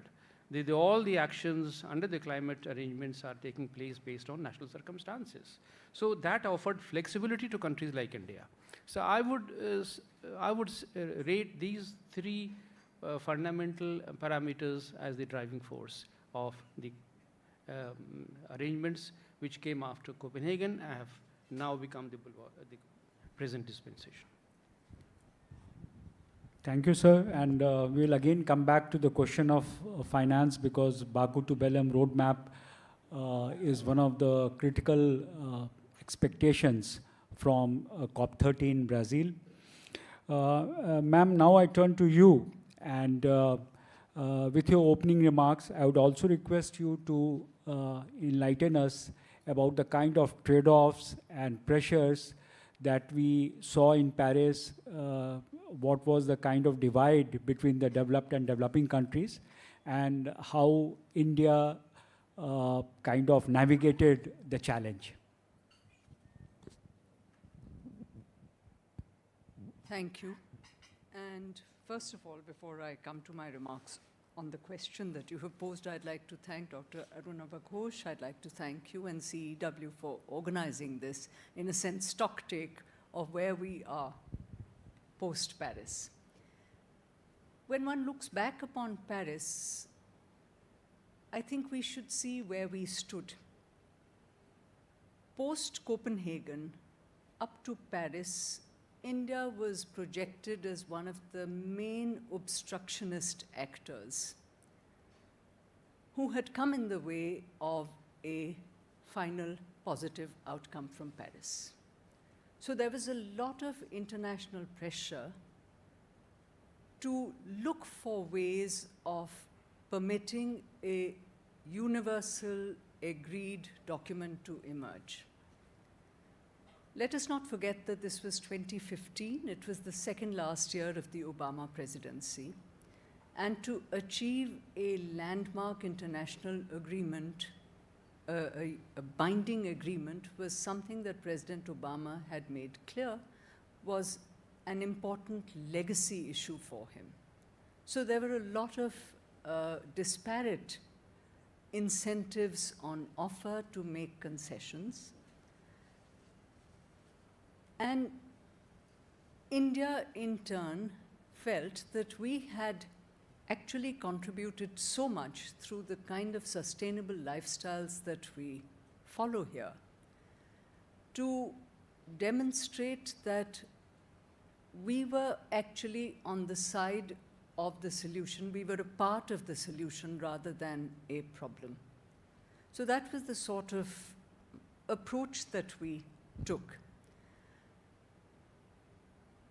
For us, it was also important to ensure that the developing countries as a group, disparate though we are with differing priorities, differing problems, that developing countries as a group do stand together. And to this end, we wanted to ensure that the principle of CBDR stood undiluted.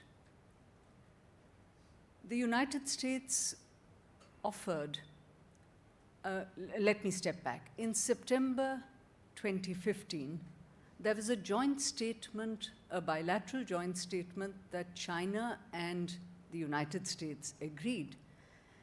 And that was an important element in our preparations for Paris, because China agreed to several steps that they would take themselves, including a commitment to offer $100 billion as their contribution to climate finance.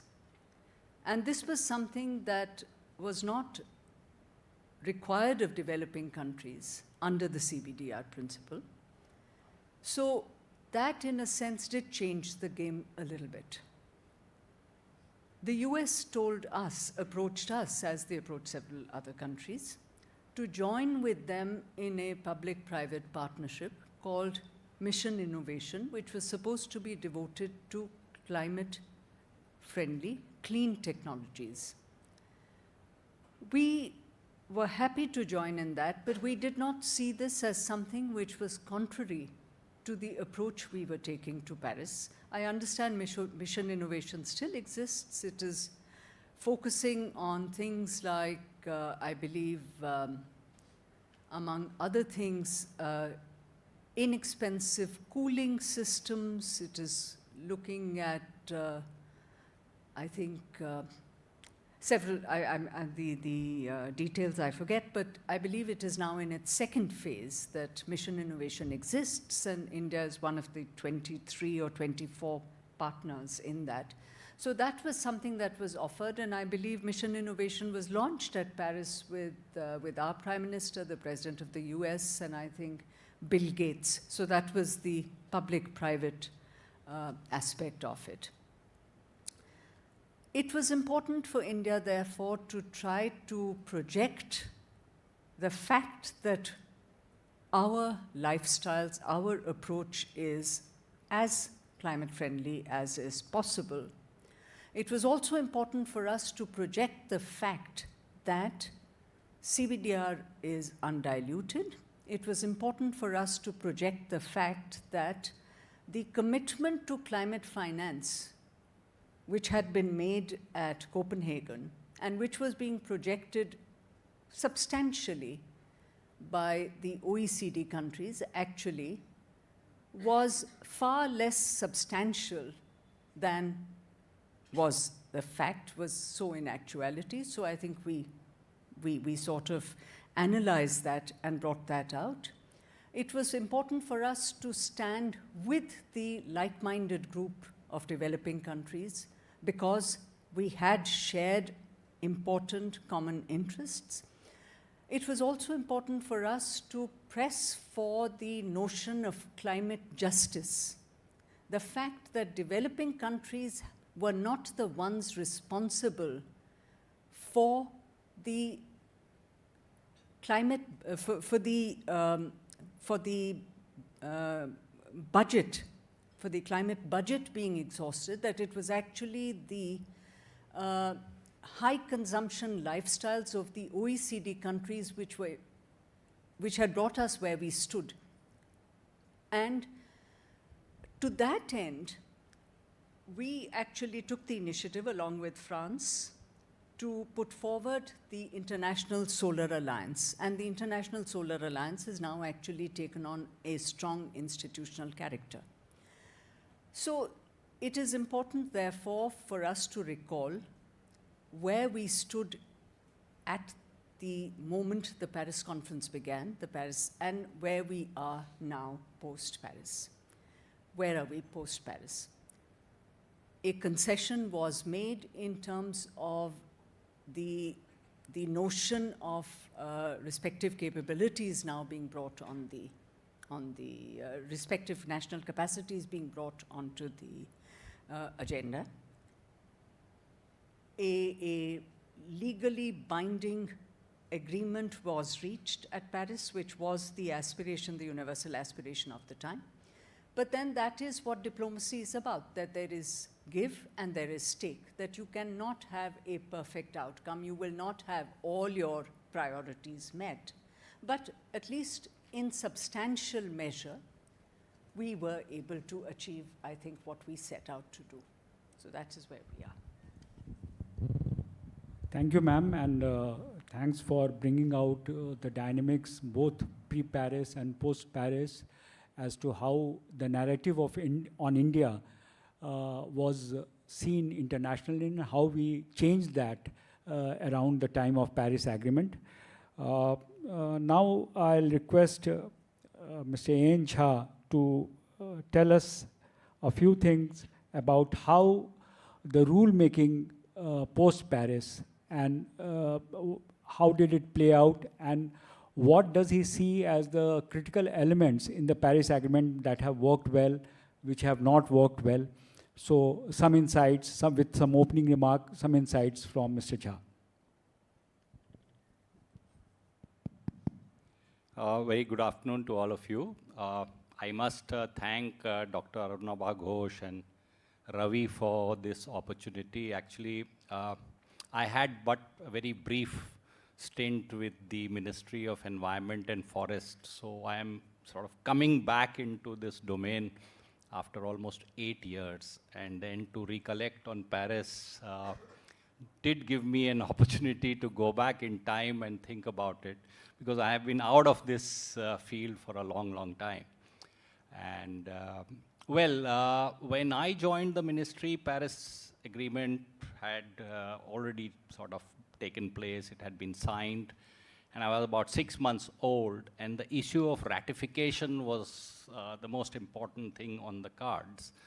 That was the time when there was still a lot of debate whether India should actually ratify this agreement or not, because Mr. Trump was contesting the elections, and he was a very strong candidate, and there was, I mean, as typical, which we see even now, there was expectation that if he wins, he will walk out of the Paris Agreement, and we will have the same fate as the Kyoto Protocol. So there was a very strong view that we should not sign this, but then I think better sense prevailed, and the Prime Minister took this call to sign this, and it was signed on 2nd of October, again conveying a message to the world that yes, India does value the environmental agreement that was supposed to be a landmark agreement. Having said that, we had the first COP soon after, which was in Marrakesh, and it was expected that it will sort of set the ball rolling for rulemaking and the other issues related to the Paris Agreement. By which time, of course, Trump had won, and there was already the US delegation was just sort of a bystander and did not participate in any of the discussions, and it became a big holiday for everybody, as Marrakesh usually should be, you know.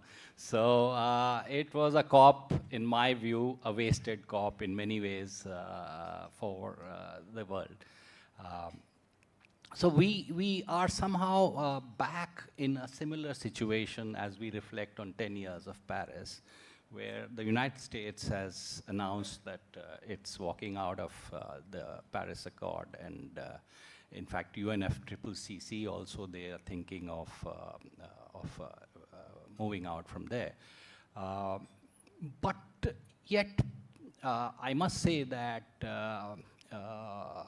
world has moved fairly long way since 2015.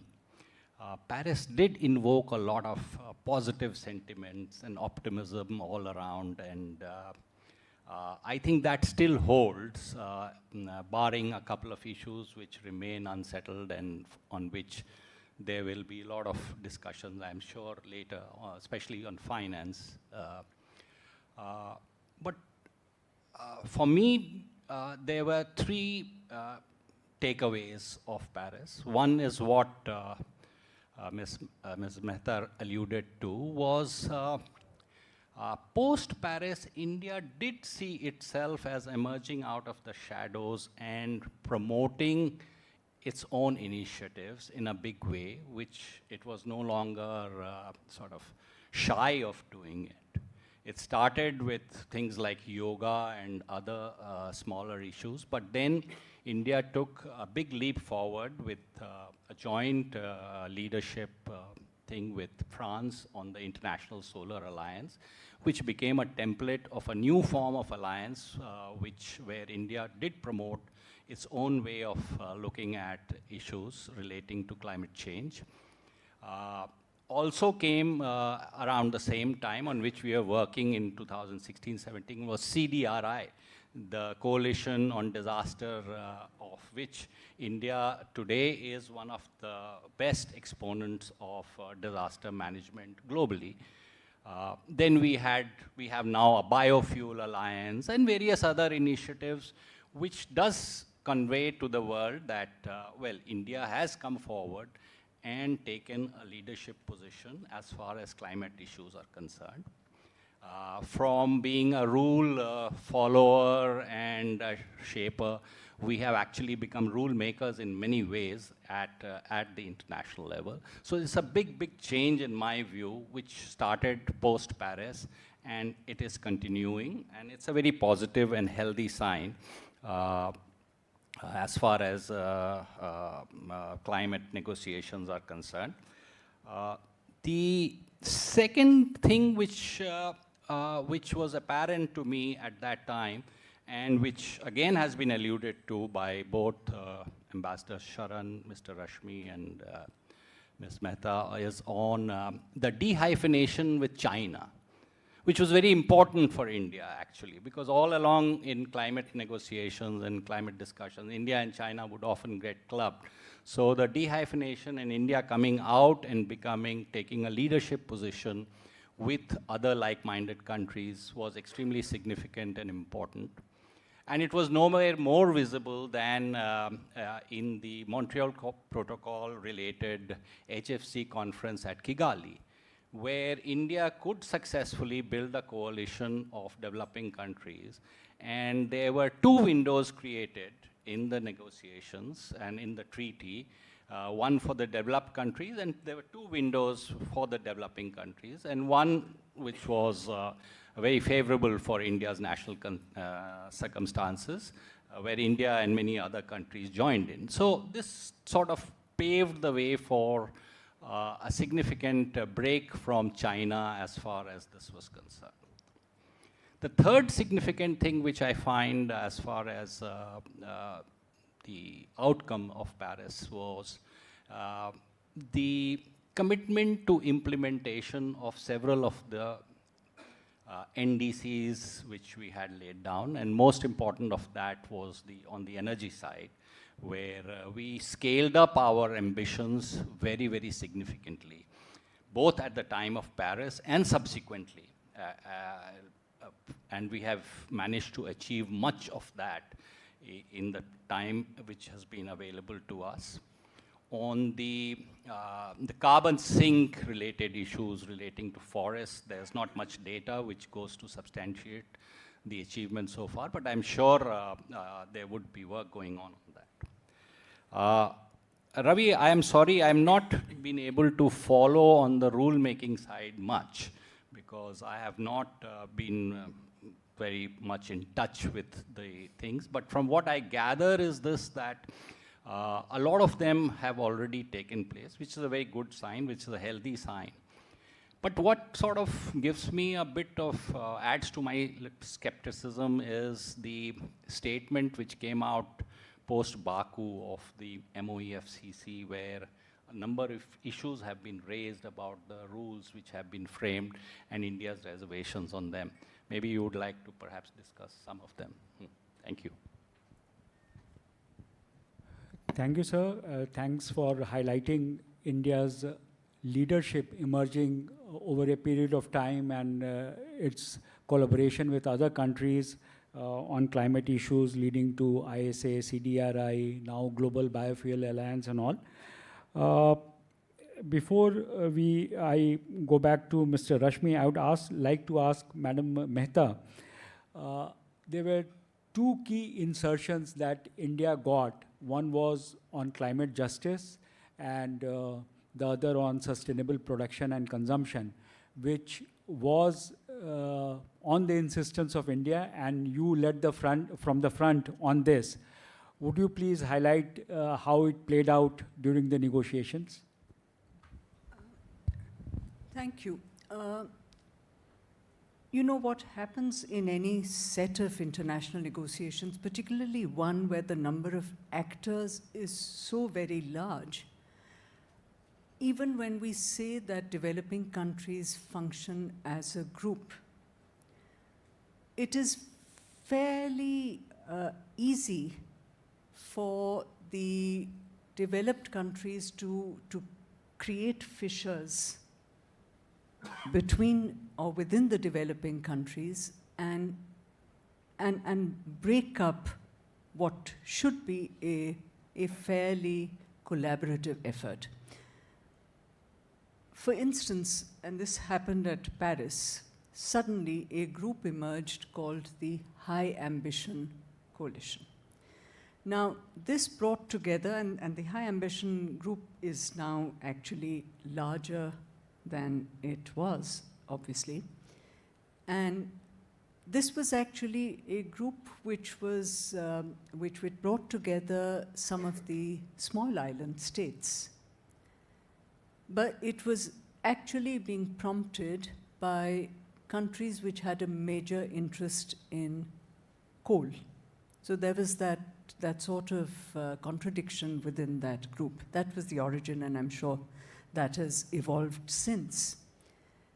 But the High Ambition group actually worked very energetically to try and derail some of the points that we were making. And I'm therefore going into it in some detail. The point is that we felt strongly that the notion of climate justice needs to be brought forward and highlighted because the utilization of carbon space, the issue of historical emissions, is particularly important to assess where we stand today. And developing countries in general, and for India this is particularly important given the size of our population, because our historical emissions have been negligible. When we look at the totals in terms of per capita emissions, we still continue to be far, far lower. But if you only talk in terms of aggregates, one gets a skewed impression of where we are and what we actually do or do not do. So for us, the notion of climate justice was absolutely vital because that contained within it the issue of historical emissions, it contained within it the issue of per capita emissions, and albeit it came into the preambular section, the fact is that from that point on, it became part of COP documentation rather than something which was only spoken of on the margins. So that, I think, was an important one. The issue of sustainable lifestyles was similarly an important one because, again, there were interests which were lobbying fairly broadly to suggest that India's insistence on the CBDR principle was intended to mask the high consumption lifestyles of India's rich. Because this was posed to us as a matter of equity within India, that by talking of per capita emissions as being an important factor, we were actually masking, as I said, the interests of India's wealthy. And for us, it was important to actually make the point that being a society where recycling is a way of life, where our lives are essentially focused on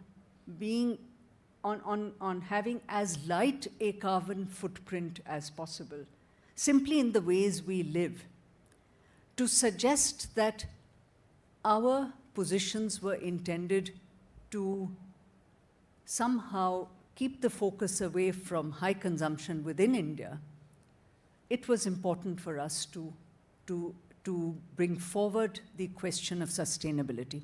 I should also say that that was something that had guided India's position in the UN Sustainable Development Summit, which was only 3 months or 2.5 months before Paris. So we were actually carrying forward a position which was consistent. And I think that's what I want to highlight. Thank you, ma'am. in terms of rule making, I would turn to Rashmi sir.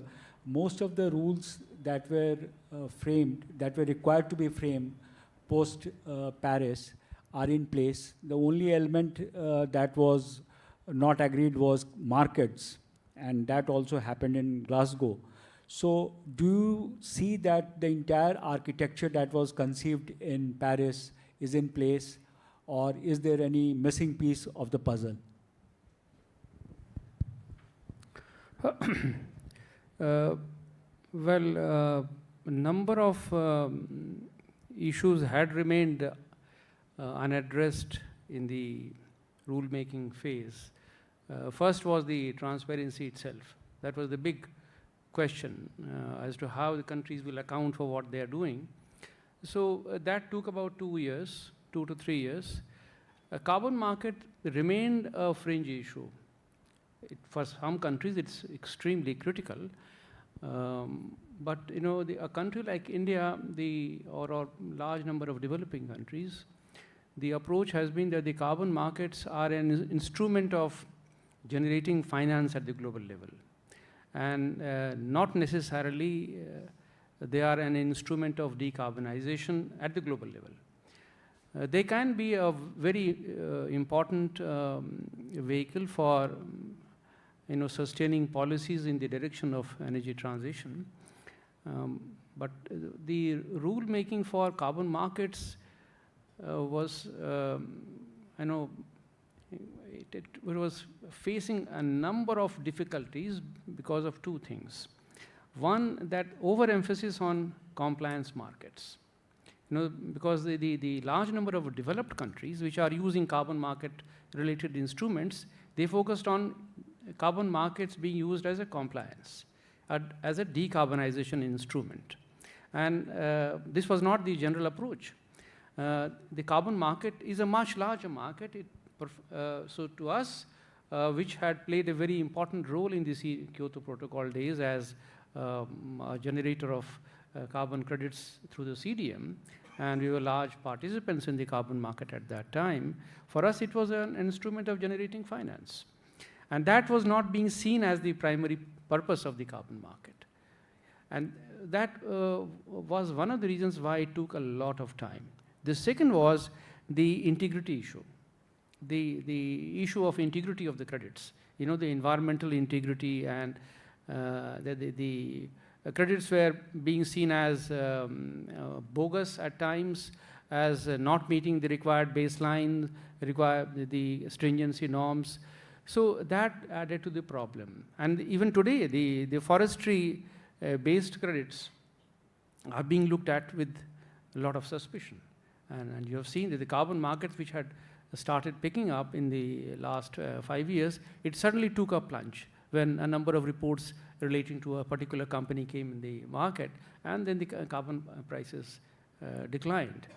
And it has now only, after the final agreement that took place in Baku and the previous COP, that finally it has stabilized. Now the rules relating to methodologies and relating to integrity issues have more or less been agreed. So it took a lot of time because we don't see, all the countries don't look at the carbon markets from a same perspective. Even today, now that the Paris Agreement crediting mechanism has been put in place, which is a successor of CDM, we would still think that some of us feel that it will perform its function effectively only if the carbon markets in developed countries are a little open. Today they are not open. I think we will have an opportunity to discuss this maybe tomorrow, but they are still not open because the European Union markets are completely closed. They don't allow any offsets. So how will you agree? I mean, how will you really engage in transactions based on the efforts that you make, unless somebody is willing to buy it and give you the price for the effort that you are making? So the problems have not gone away completely. The rules have been stabilized. Rules are in place now, as far as methodologies and accounting is concerned. But I think the market is yet to grow and yet to find its feet. Thank you, sir, and thank you for highlighting the concerns about greenwashing and double counting which plague the carbon markets internationally.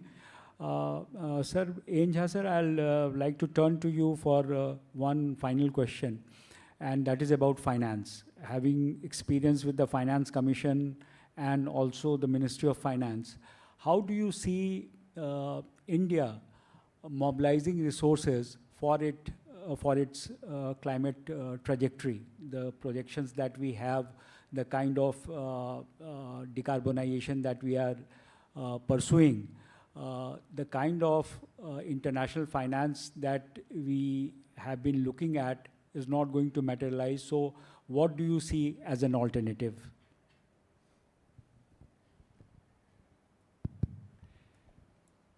Yes, climate finance has been subject on the table for a fairly long time for the government of India.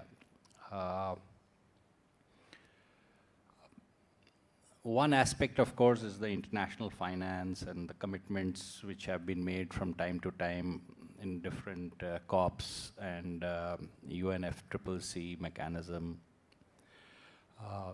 The method of counting, how do you count, what will be the scale, what will be the volume of finance which will come. These are all very uncertain, unknown. But on the domestic side, yes, there is a lot of appreciation for the fact that we need to finance in a way where we can encourage some form of green growth. Ambassador Saran referred to the coal tax, the coal cess. Well, the coal cess is now called as part of the GST compensatory set, but nonetheless it is levied on coal.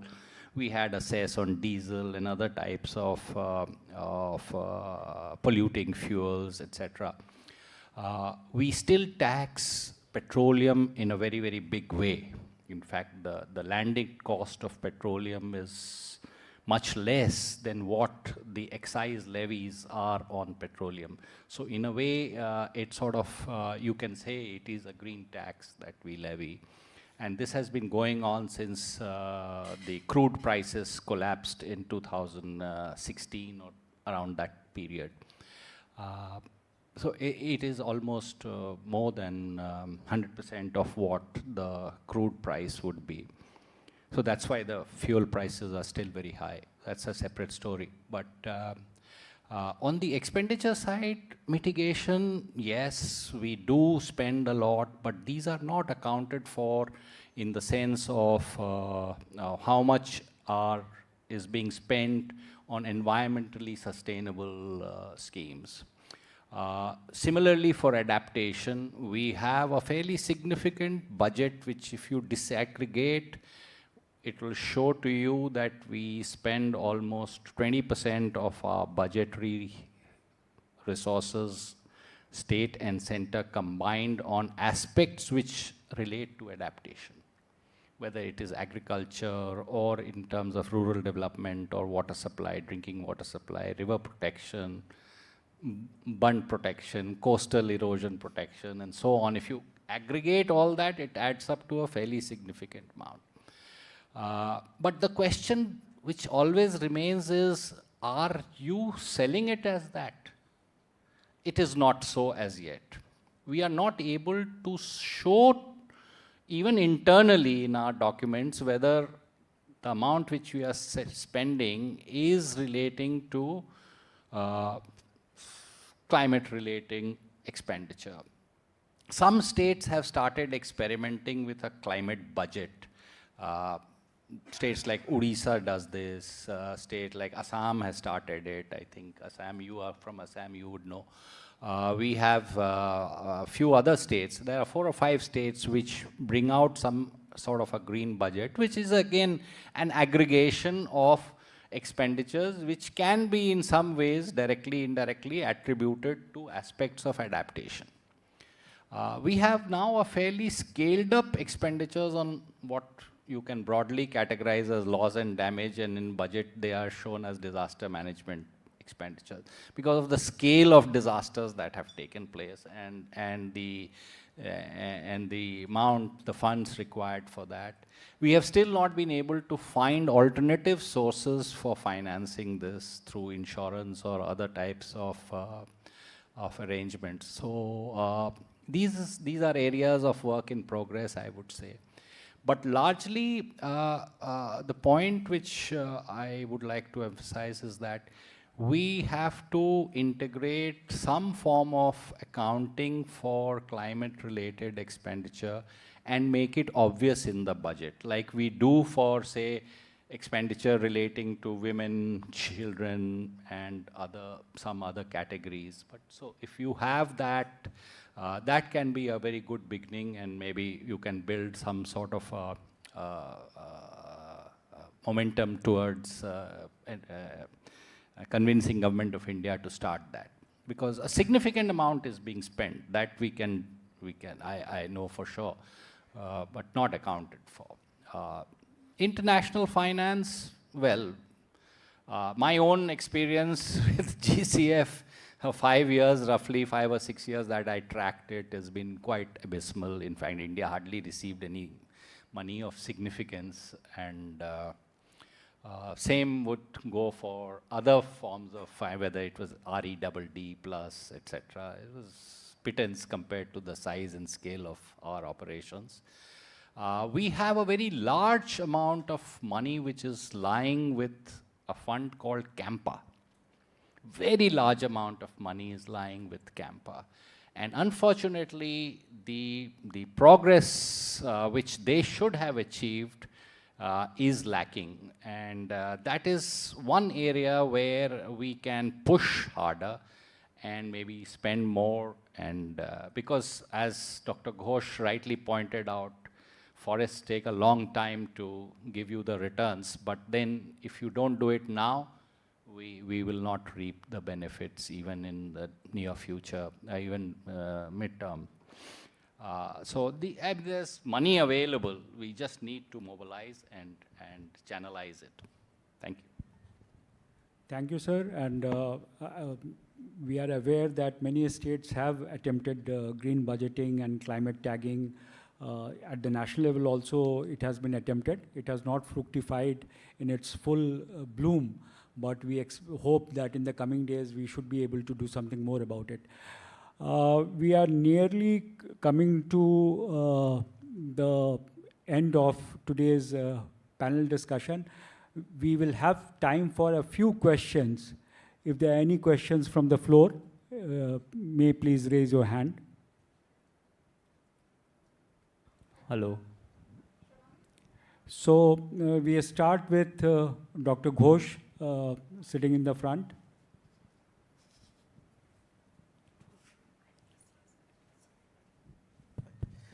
Thank you so much, Ambassador Mehta, Mr. Jha, and Mr. Rashmi. It's very useful to get into the intricacies of how we got to the outcomes that we see. So I have two questions. The first one is linked to what Ambassador Mehta and Mr. Jha mentioned. But I'm taking history as a lesson for how we play the game better or differently in future. Mr. Jha, you rightly said that we shifted from rule takers to rule makers and creating many of these new types of alliances. In fact, the post-lunch session will have both ISA and CDRI represented. And Mr. Mehta, you rightly talked about the way new coalitions were being created to drive fissures. Historically, the coalitions were negotiating coalitions. What India has done in the last 10 years is created implementation coalitions. The question to both of you is, how do we leverage the implementation coalitions to create a new variable geometry of negotiating coalitions as we move ahead in this implementation decade? Mr. Rashmi, your comments on the carbon markets is absolutely spot on, especially on the need for integrity of the credits, etc., and moving beyond this obsession with just the compliance markets. However, the counter that keeps coming is that we've not invested sufficiently in the domestic architecture and the domestic MRV, etc., to give confidence to potentially buyers at home or buyers abroad. The question to you is, as we have started negotiating now more bilateral deals on Article 6.2, but of course there'll be more countries with whom we'll do this, what do we need to do rapidly to give confidence that emissions reductions in India, whether on voluntary markets or compliance markets, are credible and India is open for business on this front?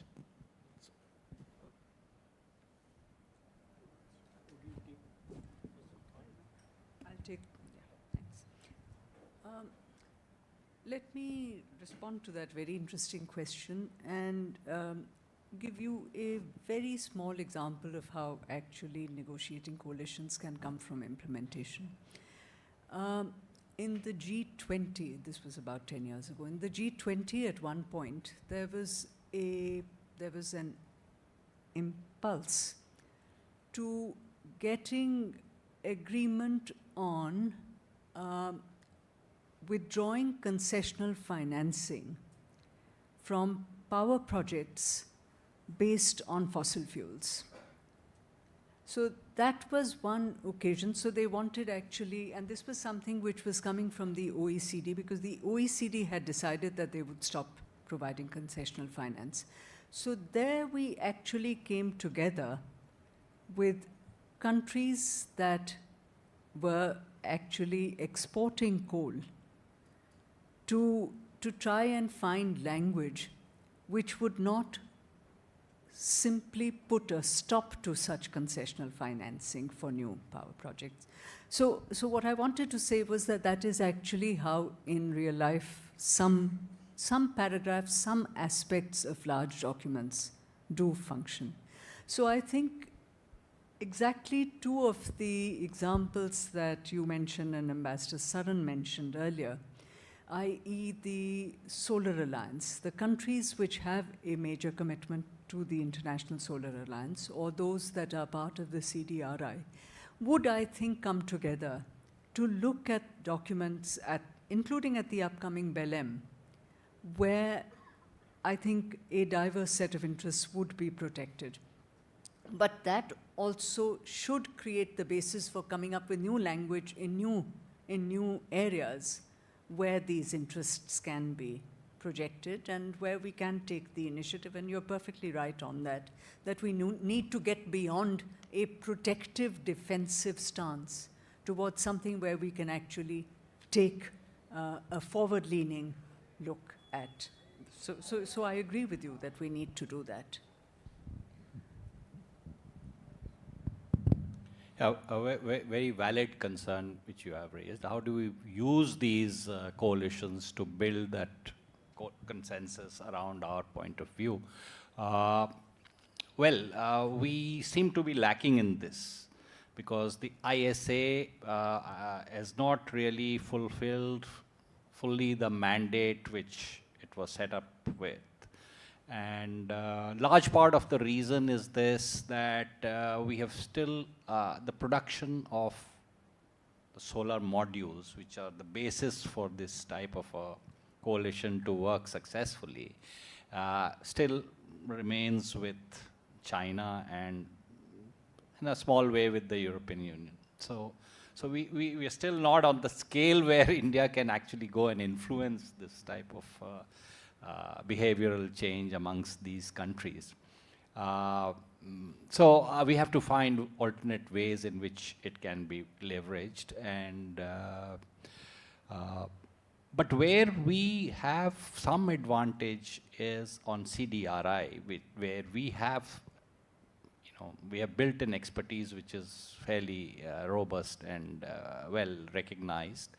But I mean, to what extent can we use that across the globe is very, very important, and especially amongst countries which are falling in the developing countries.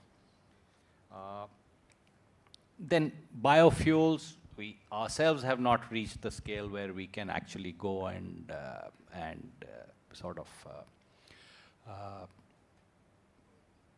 transfer technologies. So, but this, I think, is a work in progress. We have to think along the lines which you have suggested as to how to get these alliances together, have some sort of forums where our negotiators can go and brief the ISA people on what is to be done and what is expected of them, etc. That type of dialogue has to be set up. I wonder if that mechanism exists in MOEFCC or MEA, where there is a frequent discussion and dialogue before all these, because we have other type of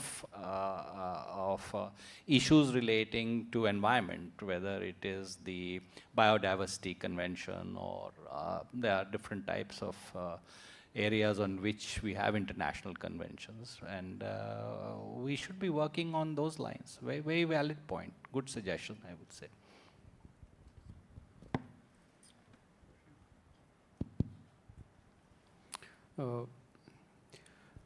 Dr. Ghosh, can I just make a brief comment on this coalition issue before I come to the carbon markets?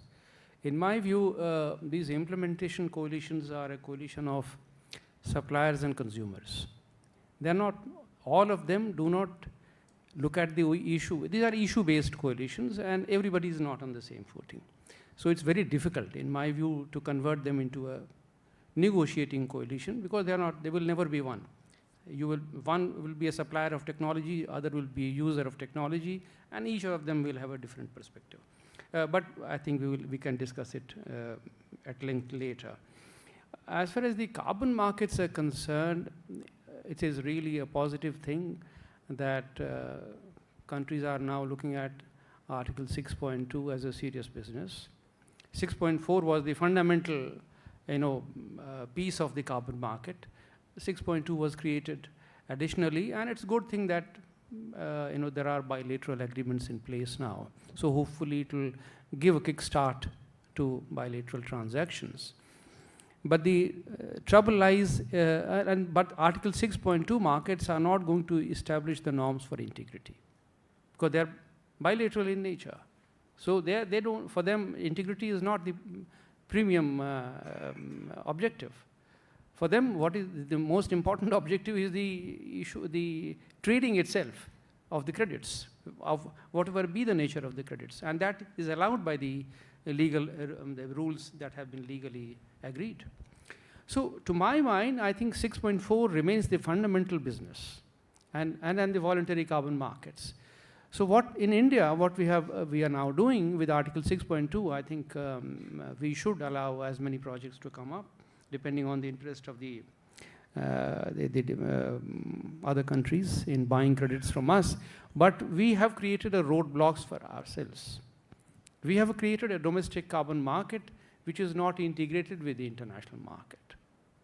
Maybe it's a strategic move itself, but I do feel that one of the first thing that we really need to do to enable the carbon market to flourish, to fully stabilize, to grow, is to integrate it with the international carbon market. And it will also address the concerns of integrity which you have. So that may come in future, but we must move in that direction. Currently, we are closed. I mean, there are, the government is not very well convinced about the need to sell our credits. But I think we need to be a little more open and see at some point of time that our market gets integrated with the international market. Second is about the nature of the voluntary carbon market, which is pretty well alive and kicking in India. We are selling a lot of credits to the rest of the world. They're about, and not only for voluntary goals now there is a non-NDCs allowed under CORSIA. So a number of credits are being sold to authorized programs, which are in turn selling it to CORSIA, or for the purpose of CORSIA. So we need to be alive to this responsibility and this evolution in the carbon markets. So and this again can be done if we move towards good standards. So standardization of the credits in the voluntary carbon market is something which we need to attempt. We can make a beginning in India itself. We can look at the standards, the methodologies, and create a market which allows credibility of our credits which is currently being sold in the voluntary market to improve. I think this is possible, but we need to make some efforts here. We had one last question, please. Thank you, and that was a very insightful discussion. I had two questions, and I'm happy to have that answered later as well. But first, I wanted to ask about the carbon markets discourse that we had today. My question is that you had mentioned about having integrity as an essential aspect of the carbon market, and we have these bilateral agreements, as you had mentioned. But one problem that comes up is every carbon market would have their own standard then, and it'll lead into a fragmented kind of an operation of how carbon markets work. So there, as the World Bank has also emphasized, we need interoperability of standards, and that's something they've been working at and towards. So what do you think, how can we reach to that situation? How can we reach to that position of interoperability of standards and other, the entire ecosystem? And second question is with respect to what was mentioned about having a separate category of climate within the budget that we have in India. One issue that has been raised is that because our government works in a fragmented manner and we approach climate from a siloed perspective, it remains difficult to have that conversation within all ministries and have them work together. And probably the hesitation that remains could be that climate as an issue impacts most of the ministerial, most of the issues that we have in India. So how do you think we can move from that fragmented regime to an integrated operation within India? About the market, would you like to take it?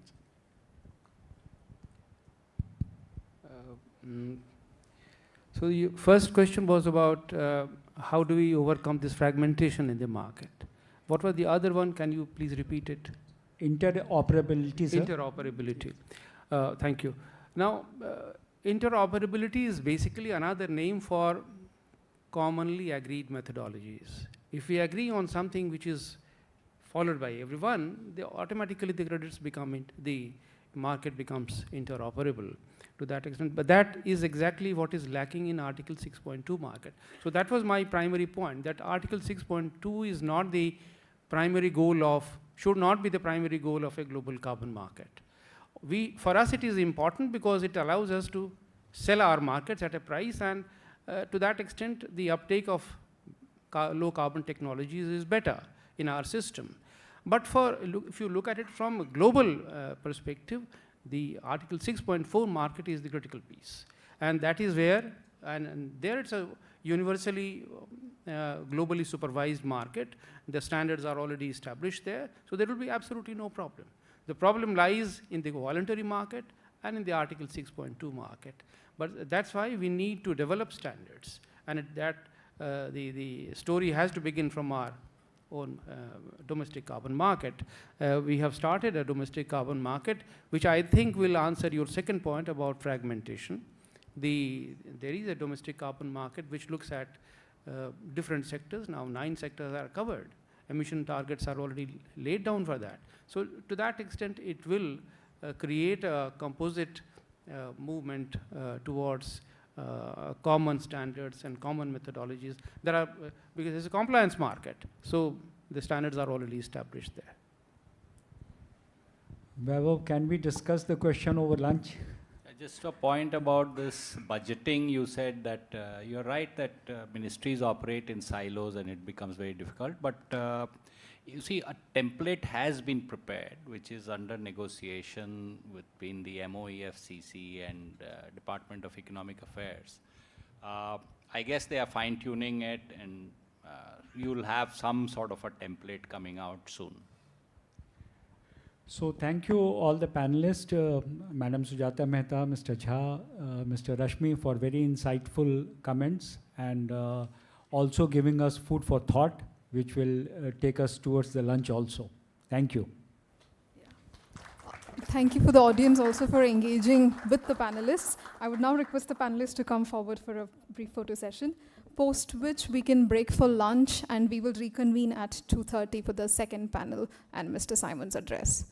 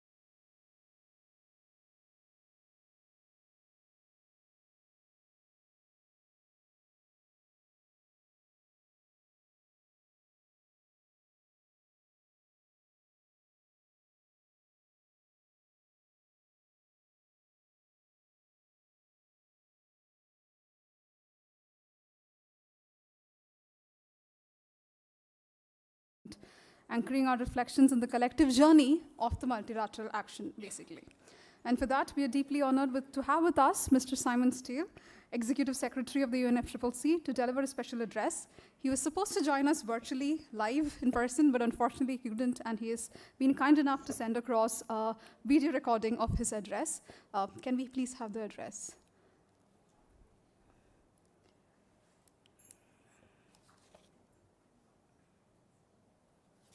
Colleagues and friends, 10 years ago in Paris, the world changed course. For the first time, every nation agreed to act, to limit global heating, to build resilience, and to forge a fairer, safer world.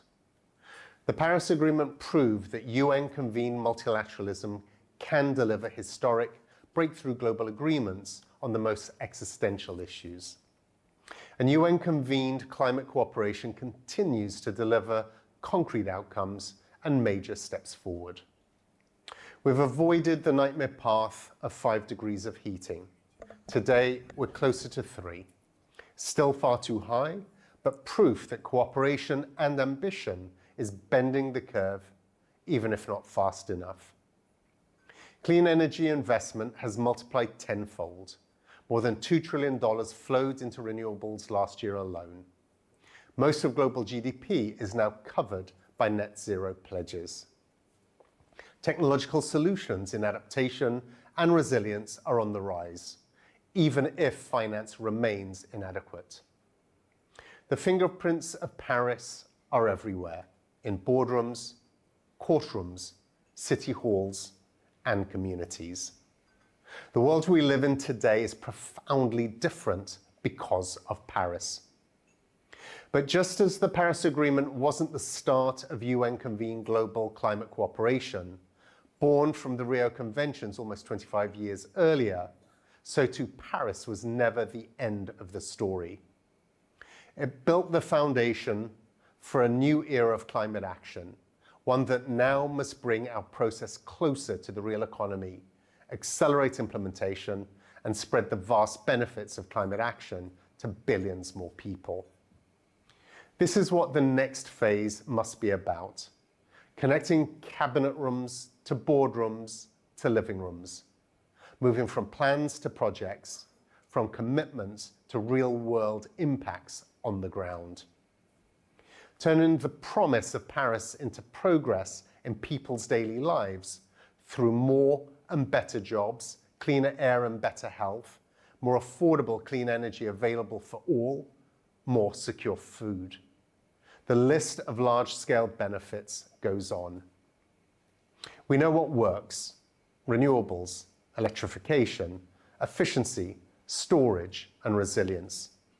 We know where the next frontiers lie: clean industry, resilient infrastructure, and harnessing technology like AI to drive solutions while blunting its more dangerous edges, by ensuring it runs on clean energy efficiently and protecting jobs. And the economics are overwhelmingly on our side. Clean energy is cheaper, smarter, and fairer, which is why almost every major economy is signaling through new climate plans that they're ramping up climate action.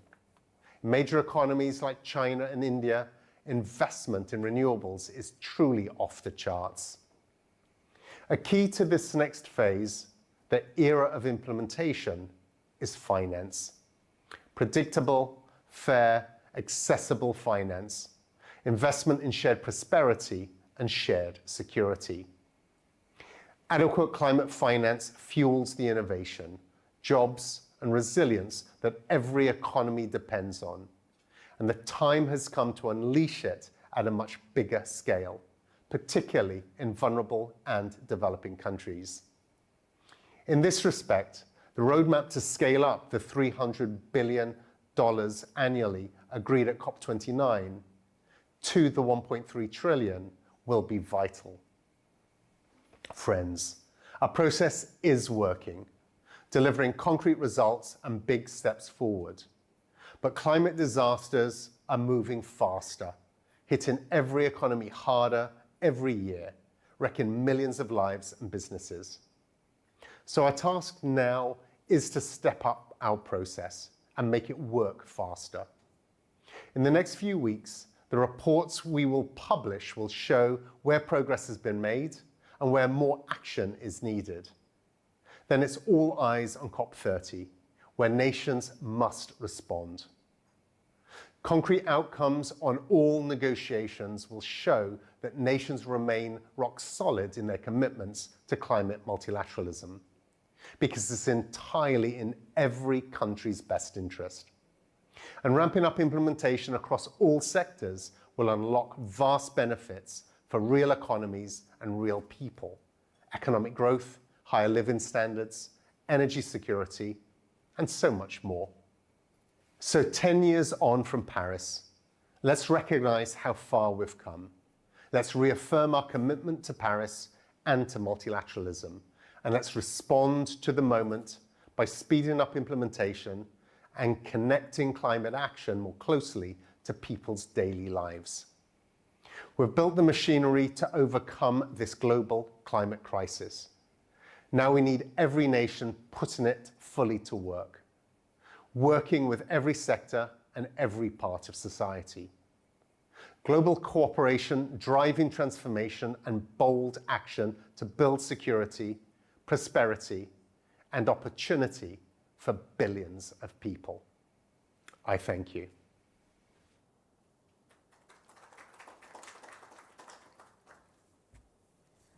On behalf of CEEW, I think a heartfelt thanks is in accordance to Mr. Simon for kindly sharing the video with us. And I think his recording pointed out rightly to that is an era of implementation, delivery, and accountability continue to remain as the defining tests for global climate action. And in taking forward that spirit, we have a very forward-looking panel for our second half of the day, titled A Decade After the Paris Agreement, the Road to COP33 and Beyond. This panel will focus on synthesizing the lessons from a decade of implementation to help shape strategies for a more accountable and action-oriented next phase. Bringing together key voices from the government, civil society, and think tanks, this discussion will explore the priorities for the next ambition cycle, ensuring that delivery becomes the central focus. And to moderate this discussion, we have with us Mr. Amitabh Sinha. Mr. Sinha is a journalist and the deputy editor at the Indian Express newspaper. He writes mainly on climate and science. He has also been following climate negotiations for more than 15 years now and has been reporting from the COPs during this time. And joining him on the panel are 4 other expert speakers. Mr. Ashish Khanna, you can come on stage, sir. Yes. Mr. Ashish Khanna, Director General, International Solar Alliance. Mr. Khanna has over 26 years of experience leading energy sector development across private and public sectors in more than 15 developing countries. He's previously also served as the head of the World Bank West and Central Africa program and has worked in India with the Ministry of New and Renewable Energy on policy and regulatory reforms to enable private sector engagement in solar. Joining them along is Mr. Amit Proti, Director General, Coalition for Disaster Resilient Infrastructure. Mr. Proti has demonstrated 25 years of progressive leadership in urban planning and resilient infrastructure with expertise across 15 countries.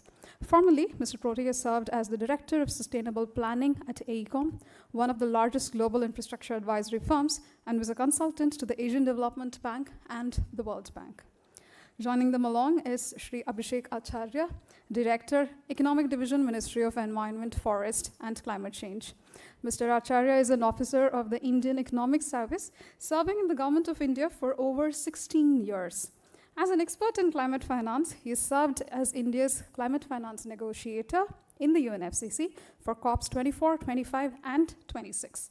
And he has also represented India in the first technical dialogue in the new Collective Quantified Goals on Finance under the Paris Agreement. And joining them all along is our very own Ms. Shalu Agarwal, Director of Programs CEEW. Shalu has a decade-long experience in policy research and government advisory on the role of policy markets in climate action and energy transition. Her current research focuses on power systems, from deployment and grid integration of renewable energy, utility digitalization, to demand-side management and consumer engagement. Shalu is also a Yale Emerging Climate Leaders Fellow 2024 and a Shepning Fellow 2016. Thank you all for joining us. Mr. Sinha, over to you, please. Thank you, and welcome you all. in this post-lunch session. Another opportunity to take stock of, another stock take opportunity for the Paris Agreement. And like most of these kind of assessments, it probably, is a case of a glass being half full or half empty. There are so many things. Paris Agreement probably galvanized so many action points, hundreds, maybe even thousands of millions of actions at the country level, at the subnational level, at the city level, at the corporate level, even at the individual level and community level. So much is happening that you would assume that we are doing pretty well. And yet, if you look at the macro picture, probably it's not all that rosy. It's still a very, very challenging climb up the hill. Most likely, the 2030 targets that we have set for ourselves, most likely they seem to be, at least the mitigation targets, we are not on a pathway that is consistent to those targets. That probably would not happen. Also, if you look at the pace of energy transition, massive deployment of renewables and clean energy in the last couple of years, huge amounts happening in China, also in a lot of other geographies. But again, if you zoom out a little bit, you realize that there's still a lot of things that need to be done. So now going forward, this is what has happened in the last 10 years. Now going forward, can we increase the pace of climate action? Can we do a little more than what we have been doing now? And also more importantly, can we in India shape the pathways that we are on? Can we influence the pathways and make it a little more pacey than it already is? And we have representatives from 2 organizations here which will have a very important role in actually achieving that, in shaping the future pathways and sort of make it in the next few years, and especially since we have COP33 coming up in New Delhi as well in 3 years' time. Can we make the pathway from a situation where is a glass half filled and half empty, can we make it a case of the glass being more than half filled and a little less sort of empty? So that is the situation, and we will begin this session, and I'll begin with you, Ashish. So when ISA was set up, the International Solar Alliance, it's probably the most important offshoot to have come out of Paris Agreement, and a huge thing globally, yes, but also from India's perspective on the way that was the first time we were trying to shape things on our own. In the last 10 years, International Solar Alliance has been doing a lot of capacity building. We have seen a mushrooming of renewable energy deployment, but it's mostly concentrated in a few geographies. ISA is supposed to accelerate that in the rest of the world as well. You are supposed to facilitate that kind of deployment across the rest of the world as well. So in the last 10 years, most of your time has been spent on capacity building and hand-holding those countries. Are we now at the stage where these countries can begin the sort of deployment, and we see a huge amount of things happening in those geographies as well? Thanks, Amitabh. First of all, thank you, CEEW, for this opportunity.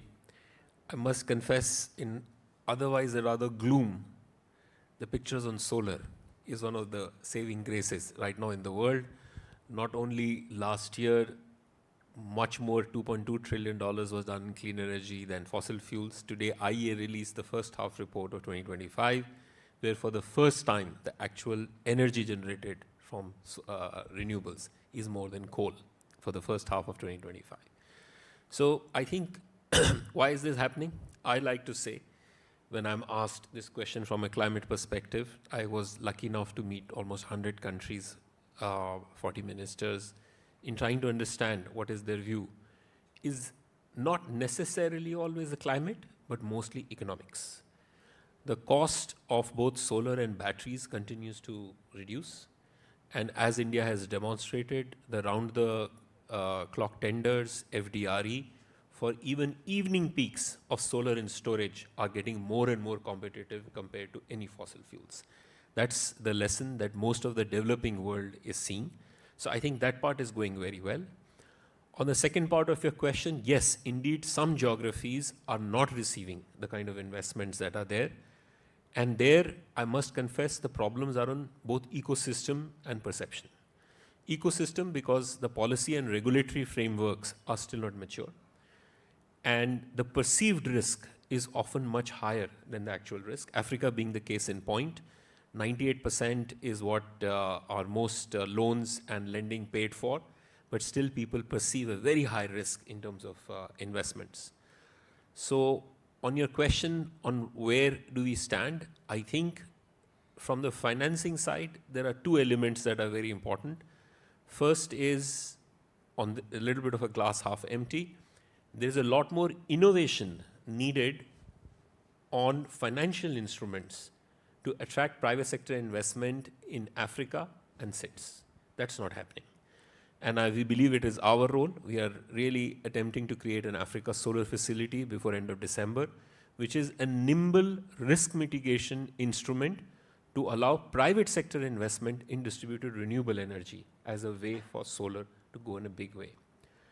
The second, which is a story which probably needs to be corrected for all countries, in spite of more than doubling of renewable energy. I must say that one statistics that is very interesting is it took almost 30 years to reach 1,000 gigawatt. It took 2 years to reach the next 1,000 gigawatt. And we're in the path of accelerating that. One binding constraint on that would be on long-term financing. If you really want to further reduce the price of renewables, you need 25, 30-year financing coming in rather than 10, 15 years. And the biggest asset for that are pension funds. So the next wave of question for India, why is LIC and EPFO not investing in renewables? And why are Japanese pension funds and Canadian pension funds not investing in all middle-income countries? Those will be the next big questions. Very interesting. Those are complicated questions, by the way, especially with regard to EPFO. I'll jump to Amit. I'll like to draw you in as, CDRI was supposed to do to adaptation what ISA was supposed to do to mitigation, in the sense being a force multiplier for adaptation. CDRI has not been as much in headlines as ISA is. Have the countries been realizing the value proposition in CDRI?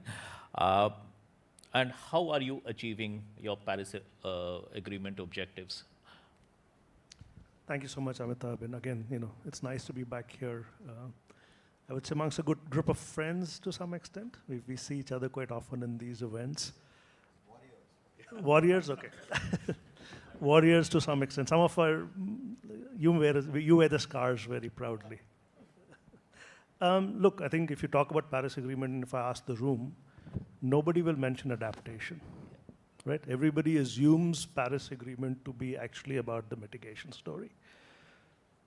And when you talk about CDRI, CDRI is not tied to the mitigation story. CDRI is actually tied to the adaptation story. So the reason we may not be in the news as much is because nobody was paying attention to adaptation 5 years ago when we were launched. And if you do a Google search 5 years ago, and if you do a Google search today, I'll proudly say that resilient infrastructure comes up much more today than it did 5 years ago. I'm not claiming credit for it, but the point is that we didn't, well, maybe I should claim some credit. You should. When you do DRI today, we pop up, right? So let's frame the question one in the global discourse. Adaptation was not important. It is getting a lot more important today. So within that context, when you even look about the amount of financing going, first of all, financing going towards climate, and then the financing going towards adaptation. There's a huge gap in financing going towards climate, and Ashish mentioned that. But even within that envelope, only 10% is currently going towards adaptation. Now, what are we trying to do in that space? For one, how do you look at adaptation from a development perspective? We can't argue today that we're already in a world that is warmer than it was 5-10 years ago.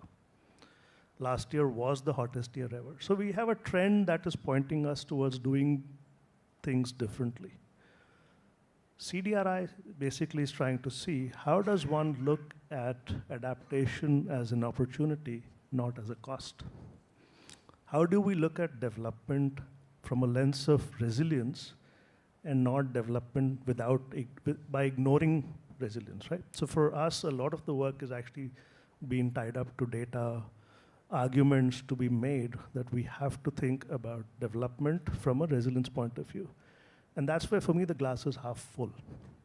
Because where is infrastructure currently being built? It's in the global south, right? It's in India, Africa, et cetera, et cetera. If we learn something from the solar story, I would say we are 20 years ago where the solar industry was, right? The whole adaptation narrative right now, and maybe it's 15 years away from where the solar was. If you are a smart businessman today, and you can figure out how do you secure your supply chains so that your supply is not getting impacted by cyclones and floods, et cetera, you're actually doing adaptation. And there are people actually thinking along those lines. It's just not been defined as adaptation. So what I see is that in the next 15 years, there will be a huge uptake on the adaptation side, while of course the mitigation side will continue. So to me, I'm a complete optimist. And the organization that I've got the privilege of heading right now is setting some of the frameworks that are being talked about in global discussions. So I'm very hopeful that in the next 10, 15 years, CDRI as the coalition, not just India, but as the coalition, will demonstrate how you do adaptation as part of your development pathway. I'll stop there. I'm an optimist by heart, so. Right. Thank you. So we have had a word on mitigation, a word on adaptation, now probably fitting to have a word on finance, which we keep hearing a lot about. In fact, not just from adaptation and mitigation, finance is the crucial pillar now. So Abhishek, last 2 years we have been particularly focused on finance, but finance has been there, the underlying theme throughout. But in the last few years, do you think finance has become the biggest stumbling block to progress on higher ambition on climate change? Is that the most crucial thing which can accelerate climate action but is not being made available? Thank you. Thank you, Mr. Sinha. Yes, of course, finance has been the biggest challenge in the international climate architecture. If we see, even from the starting of 2015 when the Paris Agreement was formed, especially when we see, if we consider the international climate finance flow, or the flow, there has been a resistance from the developed countries on making or fulfilling their commitments. If we talk about the $100 billion goal, back in 2015, the OECD claimed that they have fulfilled their target of $100 billion goal per year, which India refuted in a very strong manner. And there are documented evidences that was submitted to the UNFCCC during those days. And the same trend continued, and the developing countries has started refuting their claims when we talk about the international climate finance law. Now, if we talk only international climate finance, there are three aspects of that. First is provision, second is mobilization, third is flow. Considering the Paris Agreement, the Article 9.1 is the only one that talks about the provision. The $100 billion goal or the 9.3 are the mobilization targets, mobilization initiatives that have been specified in the Paris Agreement. If we see the new collective quantified goals outcome last year, it shows how much dilution of the UNFCCC ethos have come out through that particular decision. The challenge was to generate $1.3 trillion, whereas the decision outcome has brought out 300 billion from all sources. So that itself exemplifies that the international climate finance discussion has been mellowed down and diluted through the negotiation process by the developed countries. Now, obviously, this trend has been going on from it's now a decade of Paris Agreement. That should not be a stumbling block if we have to take cognitive and concerted climate action in our countries. As Dr. Prathy mentioned, adaptation finance has been one of the areas that has been totally skewed against from the finance flows. Why? Because obviously the primary concept of adaptation being as a public good, which is non-excludable and non-rivalrous when it comes to the consumption and the benefits shared. But as Ashish sir also mentioned, there is a need for innovative finance flows. There is a need for innovation in finance that can channelize towards the adaptation. And I'll put another polemic idea. There is a need for creation of a marketable framework for adaptation. If we have to think about, we have a very vibrant and thriving private sector within India. If we have to bring this private sector into the adaptation, we have to create a marketable framework where the private sector can come and directly participate in a marketable way. Because obviously, private sector has to focus on their profit incentive. Common idea is that adaptation doesn't have a profit motive. That's why private sector goes away from the adaptation towards the mitigation.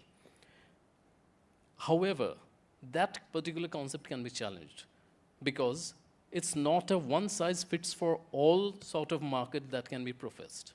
It can be a marketable framework which can be curated with respect to areas and sectors of adaptation that can be utilized as a profitable and a marketable framework. For example, as sir mentioned, resilient infrastructure. This is an area where the private sector can very well participate. Talking about mitigation, if we are thinking about a resilient mitigation initiative, a resilient solar panel in the eastern part of India, which is one of the biggest areas of climate vulnerable areas, ravaged by cyclones, ravaged by rainfall, flood, unless and until there is a resilience framework set up there, it cannot aid to the mitigation objectives, it cannot aid towards our ambition targets. So this is an idea I would like to throw into, that we need to create a marketable framework to drawing the private sector towards the adaptation initiatives. And it's not that difficult. All we need is not a job only for the government. We have to have a concerted effort with the government, with the state governments, because adaptation would require a very curated approach from the local levels.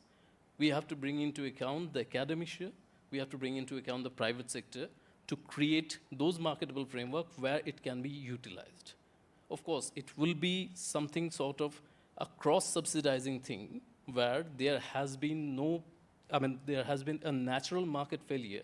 Government and the public money has to be utilized. But there are sectors where adaptation and, of course, given the possibility of profit incentive, if we can properly think about it in a proper concerted way, it can bring in finance. So, as sir has mentioned, I'm also optimist, and I'm even more optimist of creating and drawing in the private sector towards the adaptation segment. Thank you. Shalu, it seems on energy transition side, there is a lot of movement that is happening. Are we heading into a situation wherein the world might complete an energy transition by 2040 or 50, significantly, even if not complete energy transition on clean sources, but still not be able to meet the temperature targets enshrined in the Paris Agreement. Are we moving in that direction? Is that situation inevitable? Well, looking at the activity, spur of activities that are happening on the energy transition seems that may be a possibility, but when we look at the global numbers, energy sector contributes nearly 75 to 80% of the total emissions. So achieving decarbonization in the energy sector itself is a big feat if we are able to achieve by 2050, which doesn't seem that we are on track. At least the UNEP report says that we are on a 3-degree track, and we really need to raise our ambitions almost by double on many counts for that to happen. So my response, short response is, doesn't seem that we are on the track right now, but the hope is that, and I see a lot of leadership on this front from global south countries themselves, India and China and many others. If we just talk about power, for instance, India has brought down the share of coal or thermal capacity from 80% to 50% just in 15 years, right? That's a big feat, and it was almost unimaginable for people working in the sector. And so what happens in the next 15 years could be definitely transformational if we are moving in the right direction, and lots of experiences to be shared from countries like India and China, which are doing innovation, be it on the market design front, be it on how we are imagining our grids, how we are not leaving it just to the tech at the centralized level, but taking it to the people. Innovation in the way we have designed our decentralized renewables program, which is like let the 1,000 flowers bloom. So in terms of mitigation, yes, a lot can happen. And I was recently at at the New York Climate Week, where something that really caught my attention was how countries are now, and especially from Global South, seeing that this is an opportunity for them. It's not about just climate action. It's about growing their economies differently, and they want to sort of learn and but also not just transform their energy systems, but use the clean energy to grow the industrial base. And I think that is the shift in conversation we have seen. And until recently, or the earlier panels we heard, the conversation was about, okay, climate action and should Global South countries contribute. But at least India has not approached doing clean energy for climate action.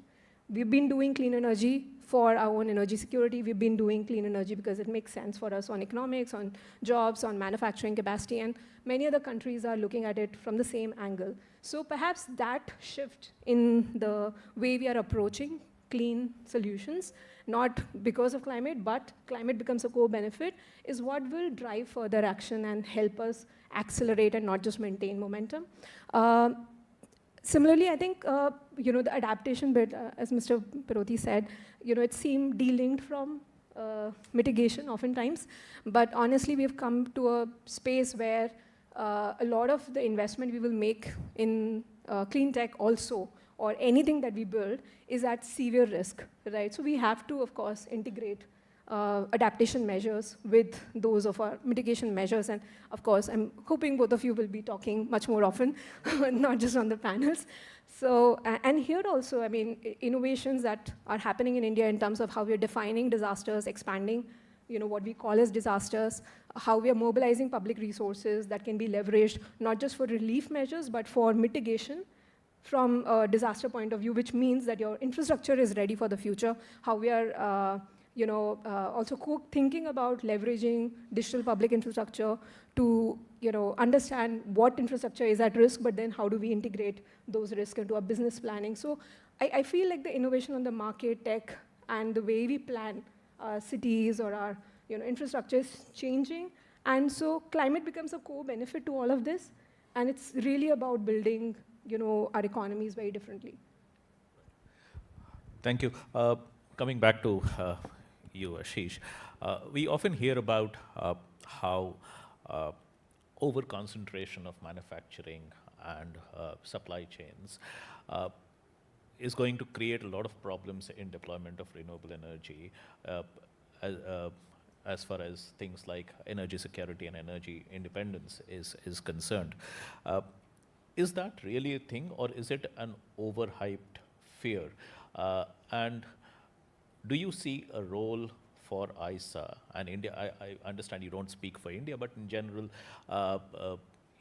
for developing countries, to actually do something to sort of create a trend in favor of decentralization of manufacturing. Can ISA help that out? And what can developing countries like India do in that regard?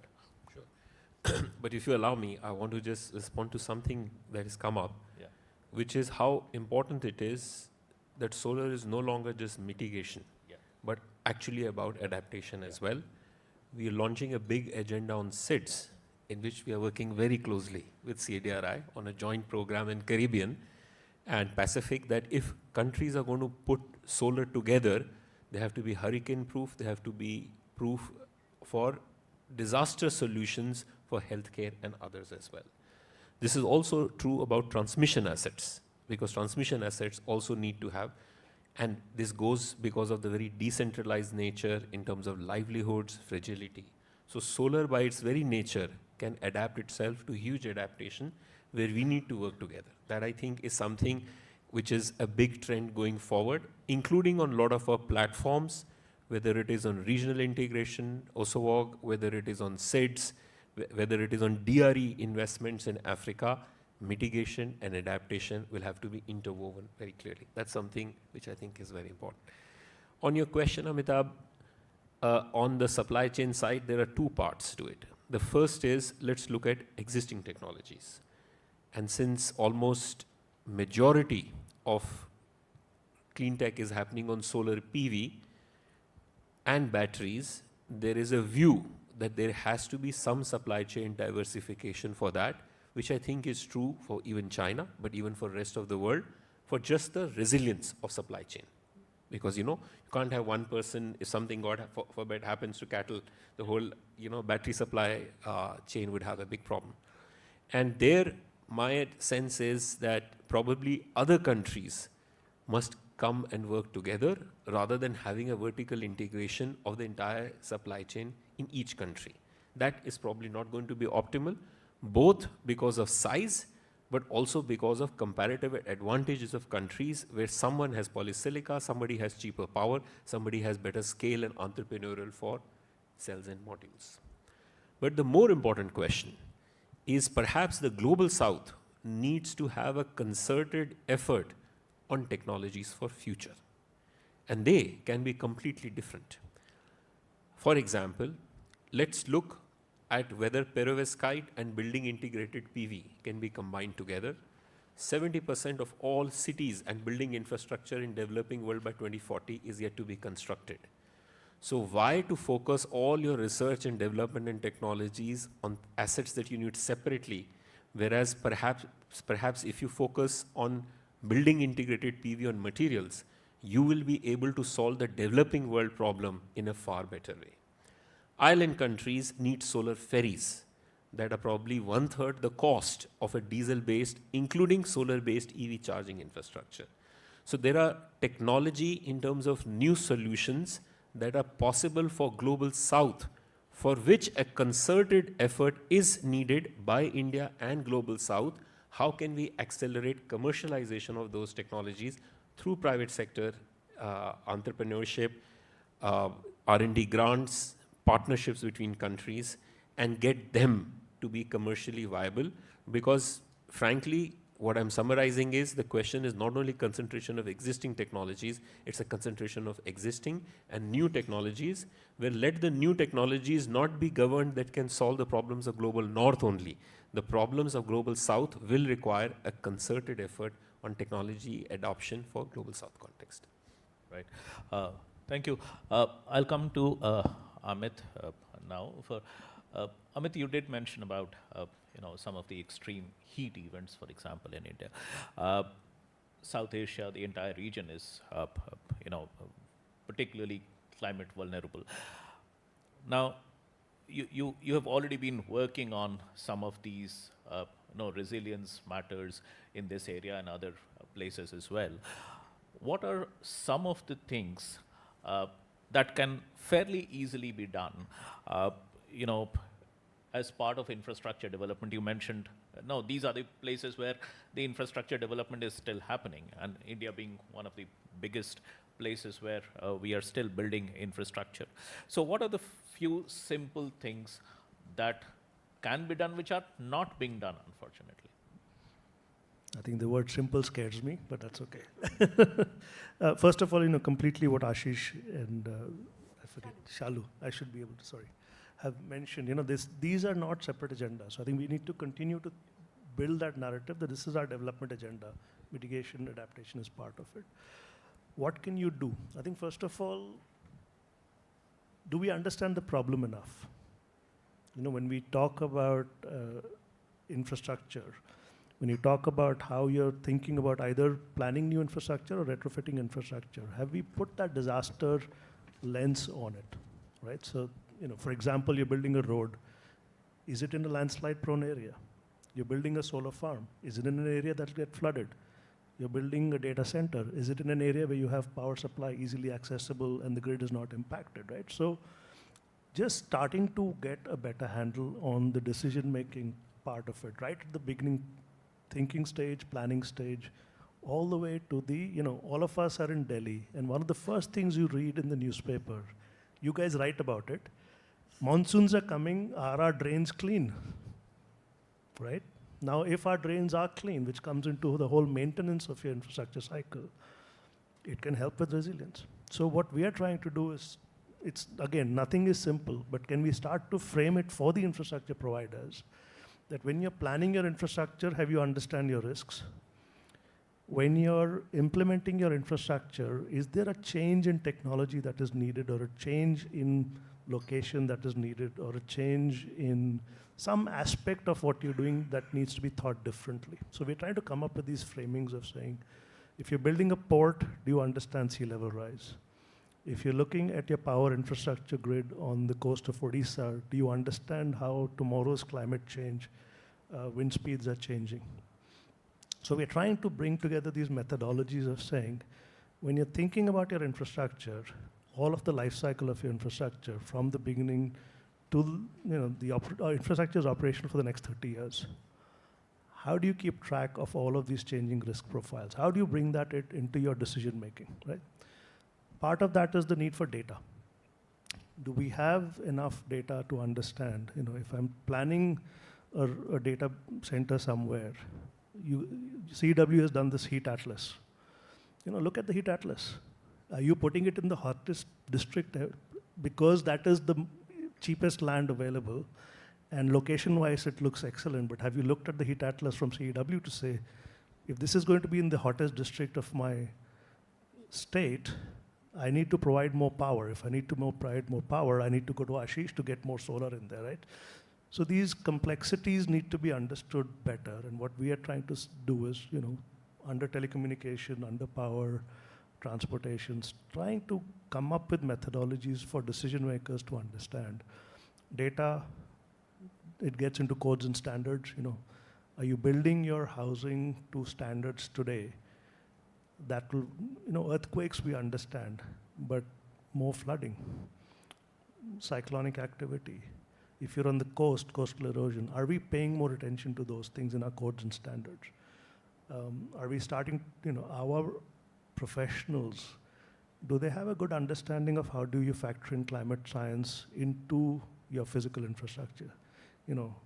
I've said this before, but gray-haired people like me, we didn't learn about climate science, right? If I'm the one making decision today about a housing for a certain location, maybe I need to ask the younger team members to say, where will I get data to understand yahan par kya risk hai, right? So all of these are elements of how resilient infrastructure actually needs to come into our decision making. And from CDRI's point of view, we're trying to come up with, simpler ways of understanding these problems for different sectors. We just did a study for Sikkim that I was telling you about, for the health infrastructure in Sikkim, to understand if there is a disaster tomorrow in Sikkim, whether it's from floods, landslides, or earthquakes, it doesn't matter if it's climate or not, it's a disaster. Can the facilities continue to function?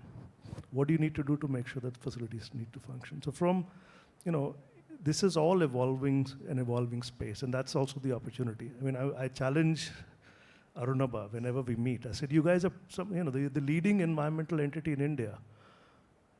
how do we bring your capabilities now to the rest of the world? Who you're framing it from the global south. These are demands that are needed in the rest of the world, but they're not there yet. How can we bring that, right? So to me, the opportunity is if we can break down the complexity for the decision maker, it's actually not a shortage of money. Today, infrastructure is being built. It is not a shortage of, oh, I need to spend 10 times more for resident infrastructure. Often you actually may spend less. If you look at the cost of the lifetime infrastructure and you introduce resilience today, you're actually saving money in the long term. So we're trying to make those arguments. Yeah. Nothing simple about it.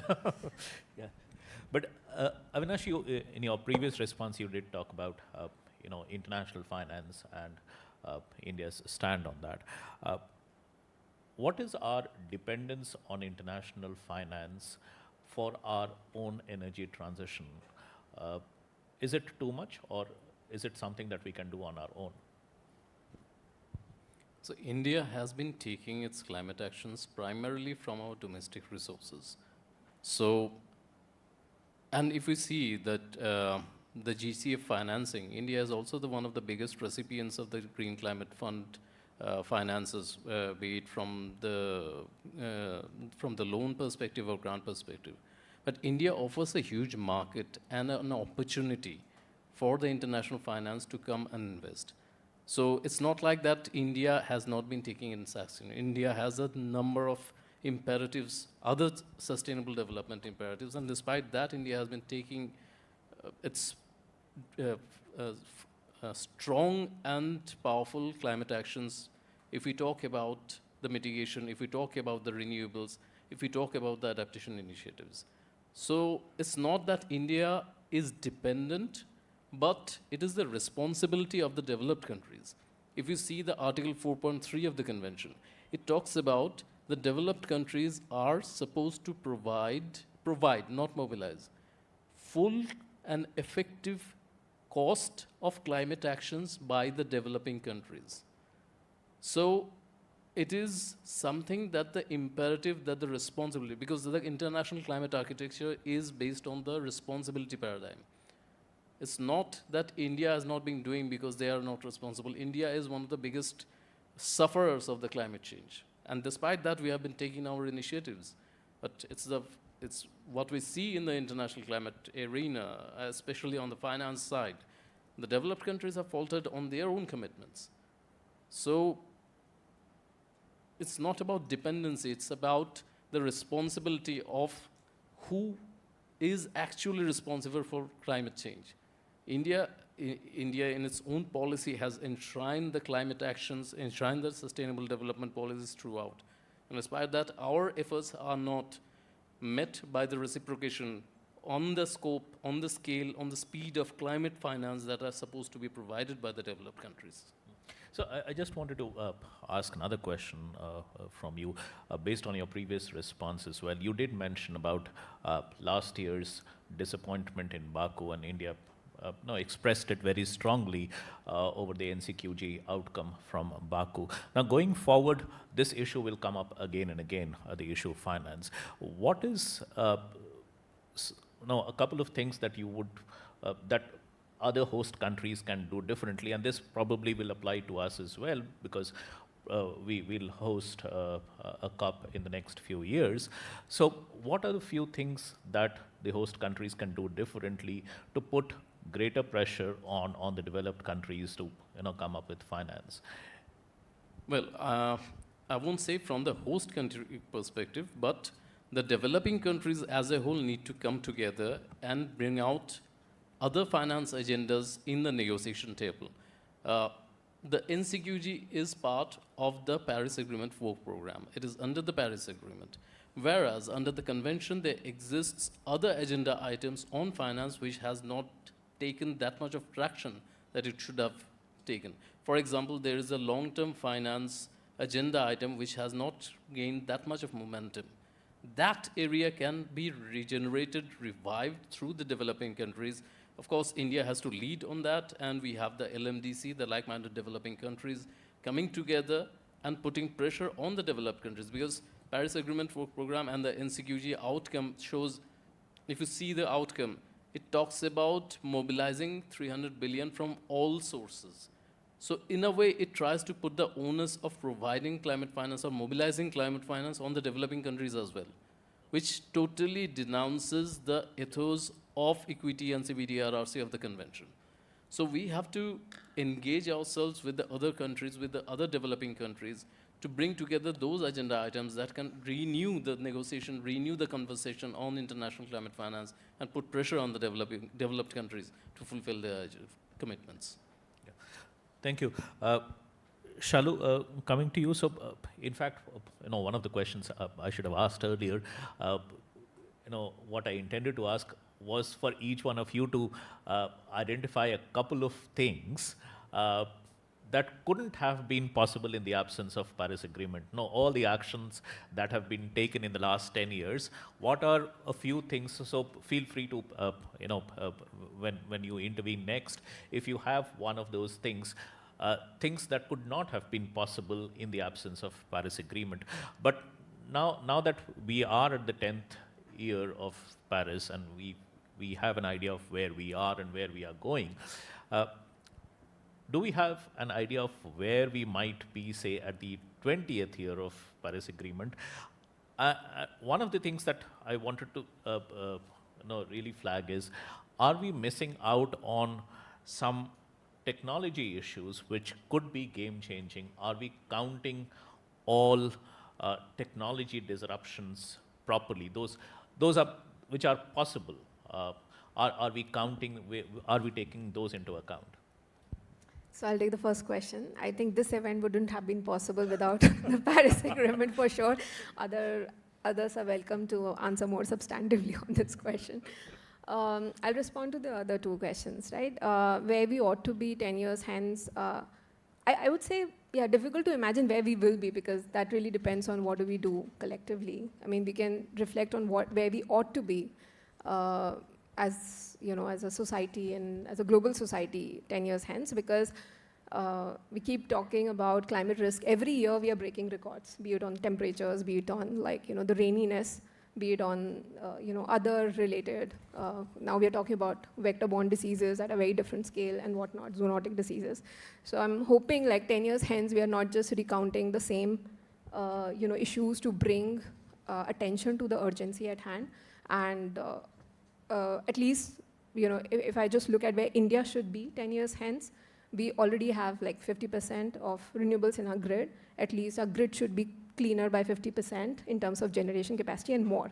And I really think we are on that track. I mean, at least 60-70% of our energy coming from the grid could be clean, which means a big chunk of our demand is already being served by clean energy. 2, 3, I mean, while we are doing well on power, on renewables, we need definitely a lot more acceleration on industry, industrial decarbonization, on transport, on cooking in particular within the buildings, and also how we design buildings. And perhaps, the conversation in Belém and subsequent COPs will bring more attention to the sectoral targets, because at least the targets for the power sector seem to have worked. Also thanks to Paris, response to your first question, that when you have targets and there is a sense of commitment towards them, and India as a country has, I would like to believe, generally tried to over-deliver on the commitments. We are already on track to meeting 2030 goals, this year itself, on both emissions intensity front, and we've already met one of the other targets. So yeah, that's where I think we should be 10 years hence. And on technologies, new technologies, of course, there's a lot of excitement around AI, but a lot of uncertainty as well. Yeah. It can definitely, it's showing results in the way we can better manage our grids or utilize our transmission network, or also bend or leverage demand flexibility. But whether it will be net energy negative, that needs to be seen. Similarly, on quantum computing, a lot of conversation, and Deep Mind's recent, I think, effort where we identified more than 200,000, they identified more than 200,000 stable materials which could shape the way we manufacture new batteries, or a lot of concerns about mining could be addressed. But again, there's uncertainty how much of that will get actually into the commercial stage and by when, and would we have already missed the bus on the Paris targets. So I'll pause there. Thank you. Ashish, can solar with storage become the replacement for oil, gas, and by when? So I was briefly alluding to that before, that you look at the bid in Morena in MP, that is 2 rupees 70 paisa, including storage. Now that is breaking the records because we were trying to understand other solar technologies like CSP and all, can they be commercially viable for hard to abate sectors? But if India can achieve a solar plus storage price of like, that's roughly 3.5 US cents, then definitely it is possible. I think the problem will be on land and transmission. So even though people talk about solar plus storage, I think it has to be done on an integrated way, looking at land, looking at transmission. The binding constraint in majority of countries that I'm talking to right now is a permitting process and transmission systems. And you can't even evacuate your renewable energy, including, I believe, in a lot of countries where renewables is not a must-run station, largely due to transmission constraints.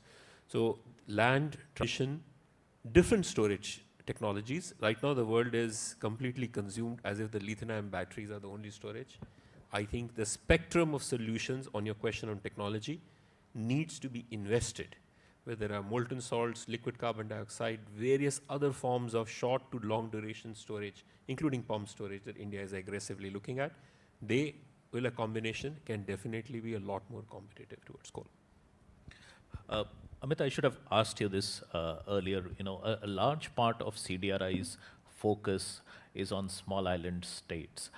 If you could tell us how is CDRI working with small island states to address their very particular and unique concerns, which are very special to them and that do not apply to others that ways. Yeah. Thanks so much, Amitabh. You know, so I think when you look at adaptation, the island nations, because of their small geographies, are quite vulnerable to cyclonic activities. You open the newspaper and there's a cyclone passing through the Caribbean. Vanuatu gets hit by an earthquake, followed by something else, followed by something else. So their economies are small, their geographies are quite vulnerable, and they face and their dependence on infrastructure is such that if they lose a key airport, their connectivity to the world is gone, right? So from CDRI's point of view, about 4 years back in Glasgow, the Prime Minister, Honorable Prime Minister of India and 5 other Prime Ministers, Australia, UK, Fiji, Mauritius, and Jamaica, launched an initiative that CDRI is championing called IRIS, Infrastructure for Resilient Island States.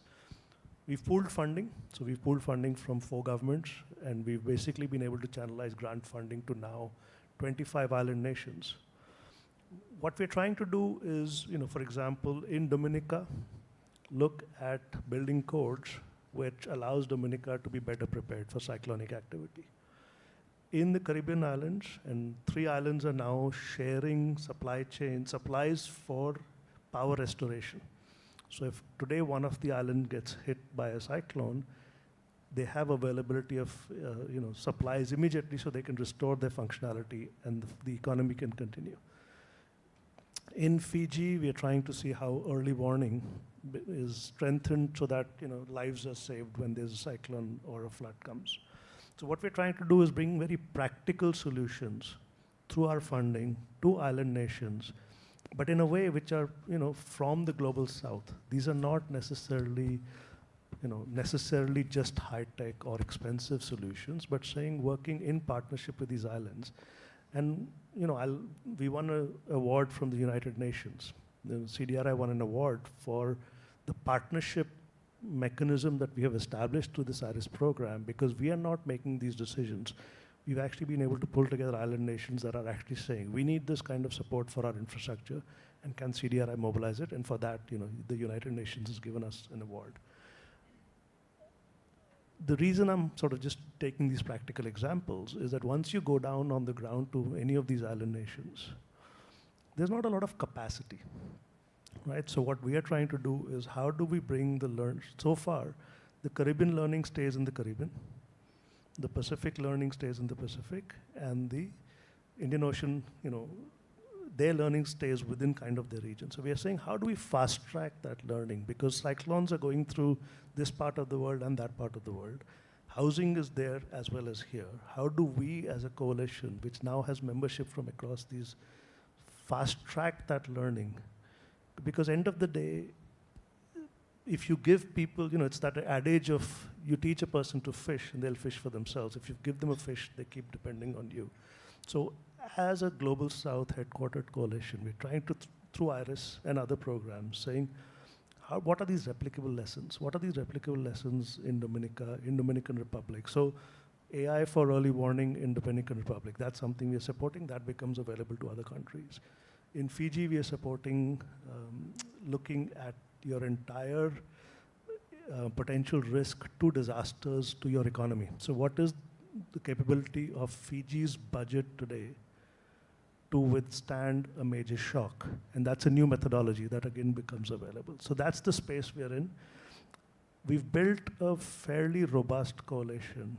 And I don't know, you were not in Nice this year, but we had an event in France, and some of the journalists had, you were there, right? Yeah.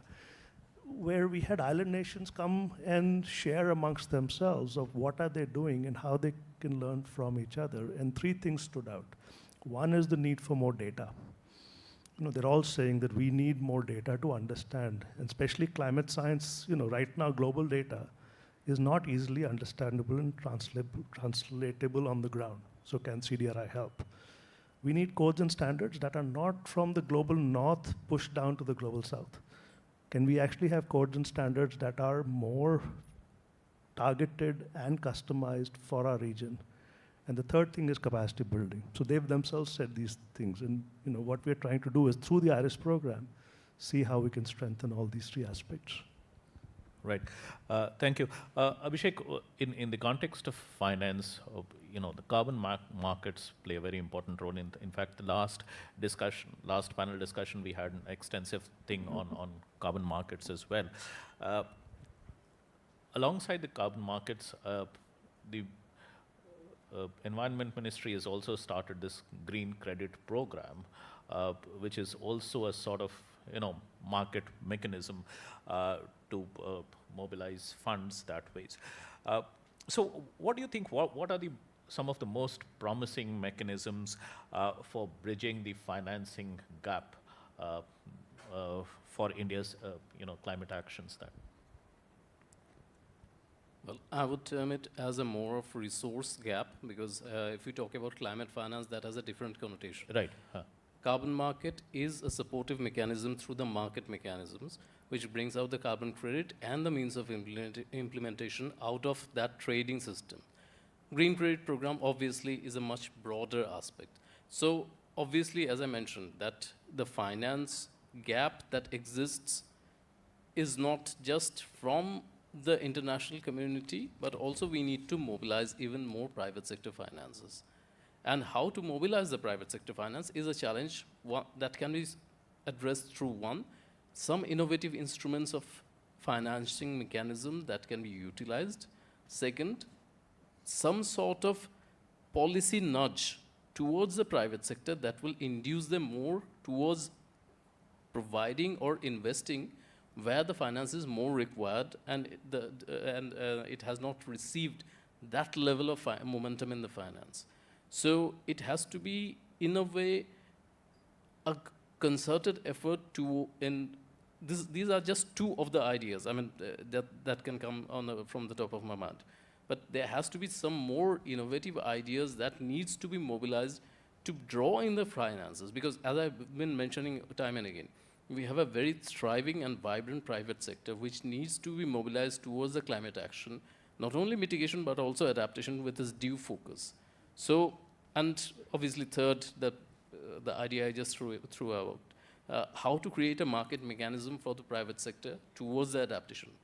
So unless and until we can encourage entrepreneurship in the adaptation, it will not have the required momentum for the adaptation action, because government has its own limitation. As I mentioned, we have a very resource constraint which has to be catered to various developmental imperatives. And adaptation is obviously a part of the developmental imperatives without any doubt, But it needs that kind of momentum from the private sectors as well, because we have seen in the mitigation in the renewable sector, solar is one of the vibrant areas that we have seen in the last few years.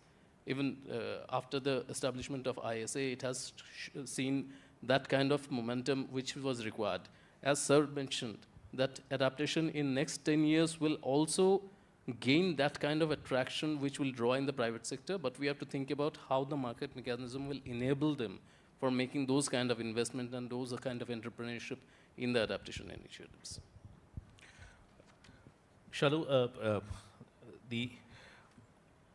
going forward, what are some of the things that India can do to sort of take leadership of the global south, rebuild the trust deficit that has arisen in the last couple of years with regard to climate negotiations, going forward, also because India would be hosting a COP and it would be expected to sort of bring together all interests and all stakeholders. So what are a few things that India can do in this regard?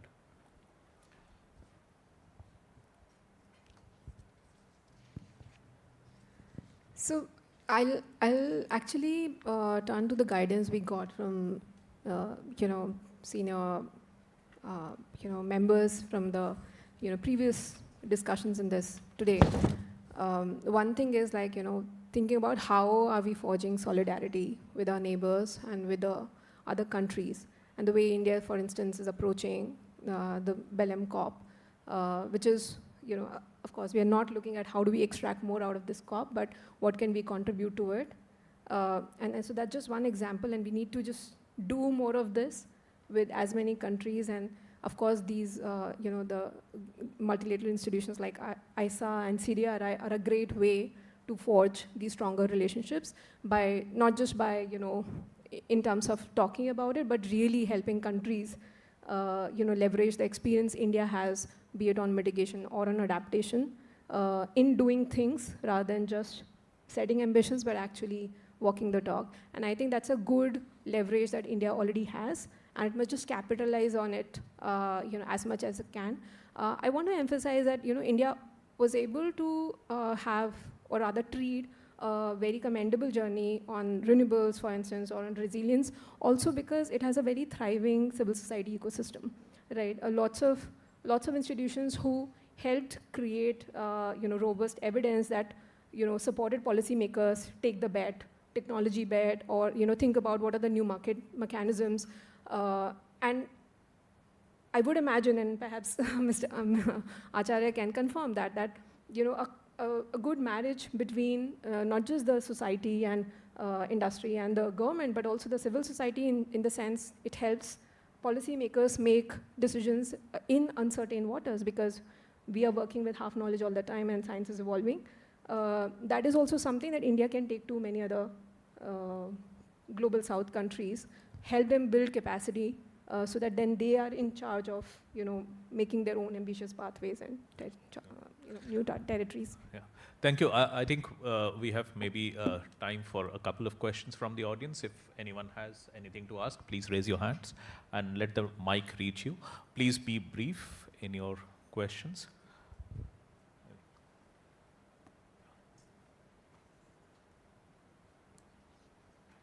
There's a question. Good afternoon.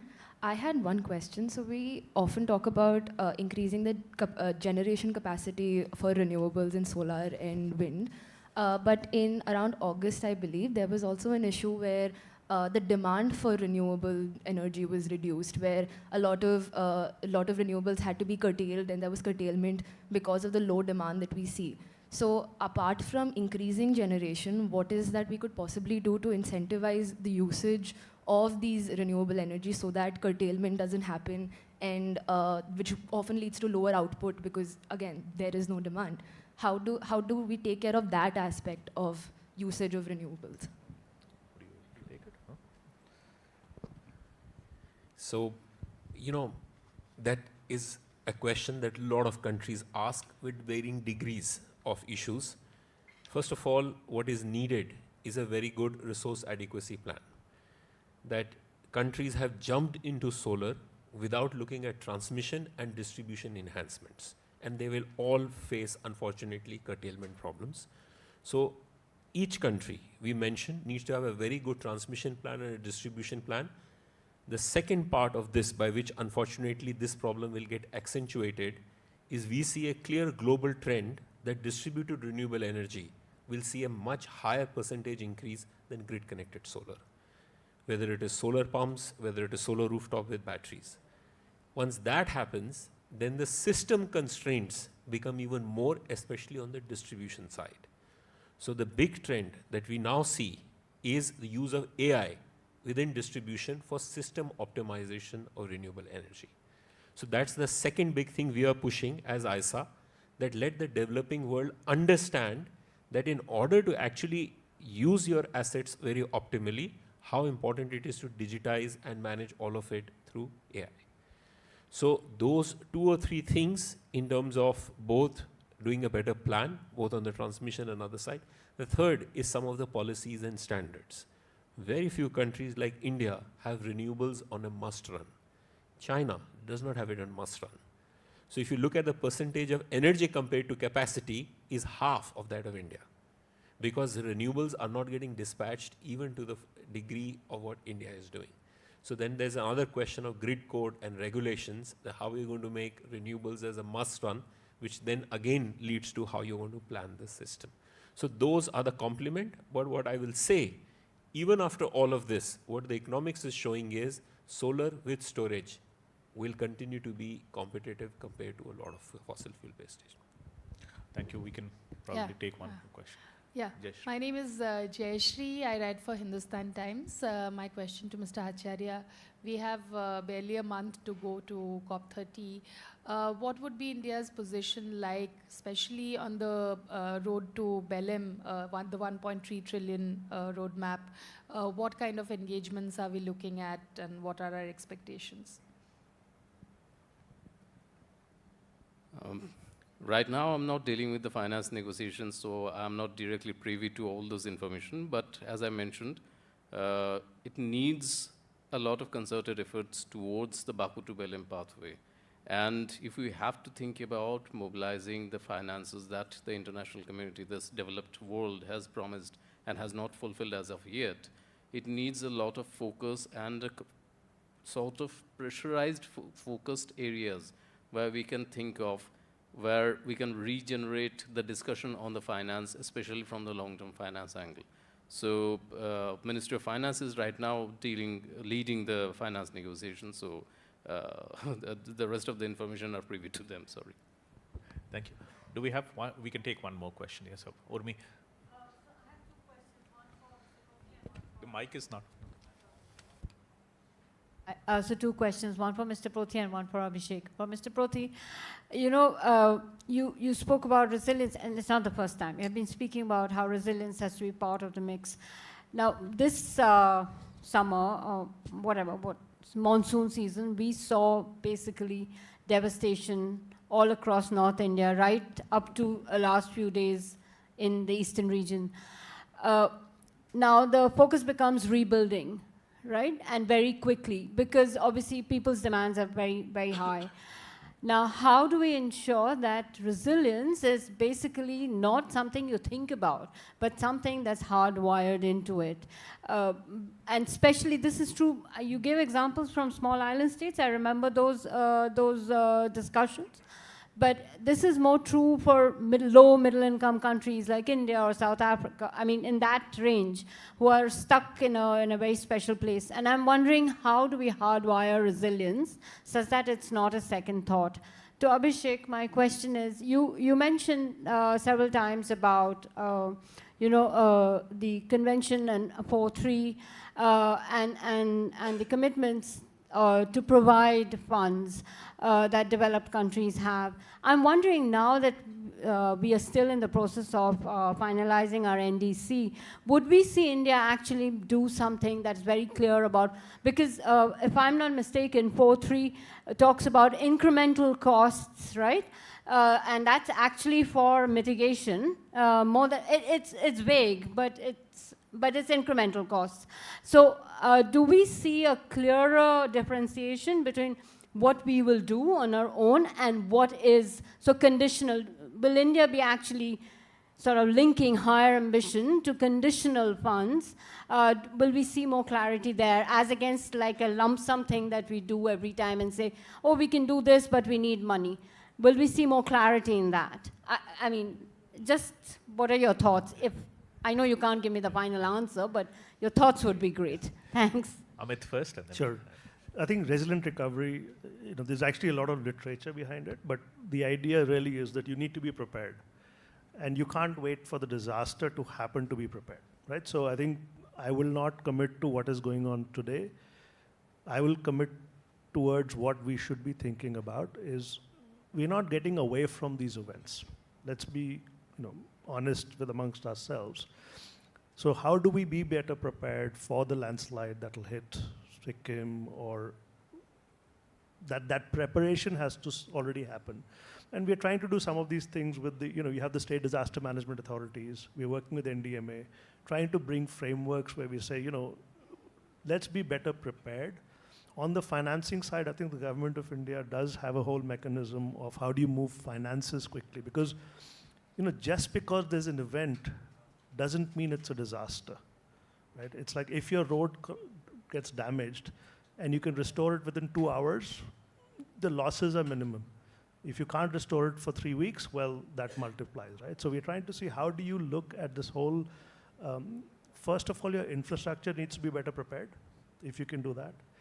If there is an event and the infrastructure is disrupted, how do you ensure that that period of disruption is minimized? And then how do you actually restore quickly so that you're back to a more resilient state? Conceptually, we all understand it, but the practical side of it is you need to be prepared, you need to be planned, you need to have your instruments in place, which some of it is already going on at the NDMA side. Moving money, now they understand. They do PDNAs quickly, they can get money to states to restore. At G20 next week, we are releasing a compendium of best practices on resilient housing, which includes recovery. How have different countries, Indonesia has done it.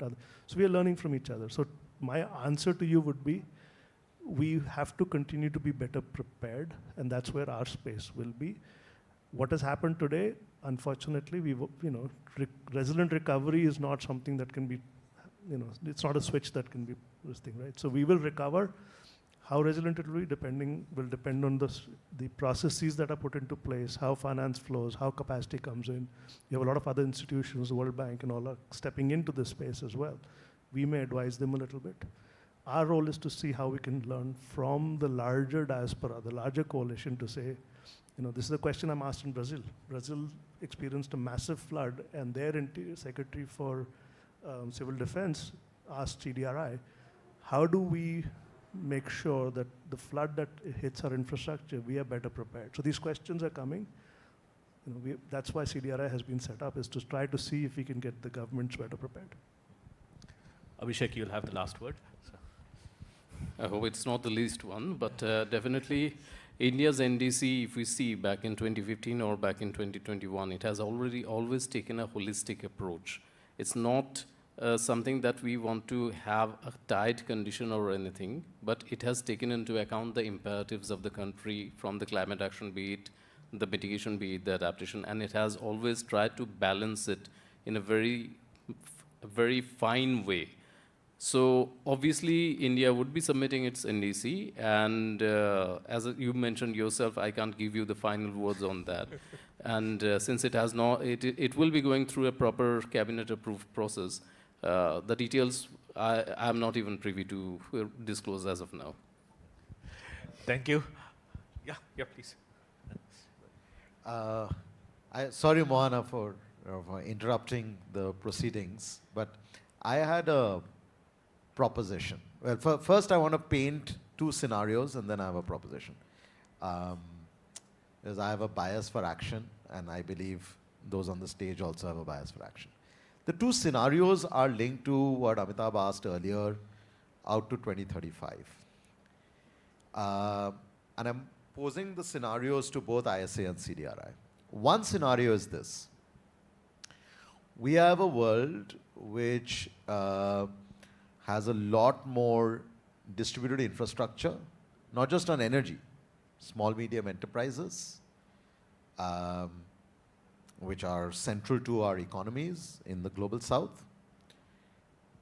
Those are powered by solar. Most of them could be electrified, and those are also resilient.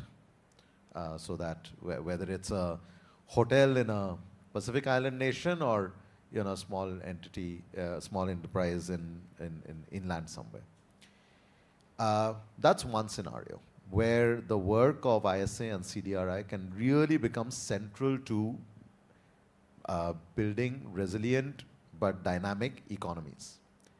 Another scenario is, Ashish, you were saying it earlier, the kinds of new technologies that are emerging, where those technologies then get integrated into building design, etc., linked with the kind of work that Amit was referring to, a framework for how do you assess for risk, etc., but a bias there towards large infrastructure, perhaps even connectivity, grid connectivity between, say, Nepal, Bhutan, India, Bangladesh, Myanmar, and so forth. That requires a different kind of capacity building. Both of you in your prior roles also have had so much experience in actual project design, not just idea generation. In both these scenarios, I see ISA and CDRI having a crucial role in getting things done. The question then to all four of you now, right, is if in either of these scenarios, suppose ISA and CDRI were to help design either of these scenarios over the next 10 years, the question to my colleague Shalu is what can CEEW offer? And the question to Mr. Acharya from the government is what can India offer? I'm not asking you to make a commitment from a negotiation point of view, but what can India offer in converting the technical components of these, the capacity components of these, with a way to actually draw capital into these initiatives, whether it is distributed and diverse and dispersed, or it is centralized and integrated and large scale. Because only then will the broader regions in which we are seeking to operate will find resonance with what we are trying to at least imagine on their behalf. We go left to right? Or right to left? So, I'm not a black and white person, so I can't do this or that in terms of the two scenarios, right? It'll be a combination of both. It'll be a large infrastructure and it'll be distributed both. The two reflections, I think before COVID, we never imagined work from home. And if you're in the urban space, and I'm somebody who spent time in the urban field, our imagination of urban was very much everybody will come to the city to work. Today, COVID actually brought a dent in that thinking. And if you're an urban thinker today, you're thinking very differently. The opportunity for us really is to say, there are certain solutions that require the larger investment, the larger imagination, the larger move because of the scale of the problem.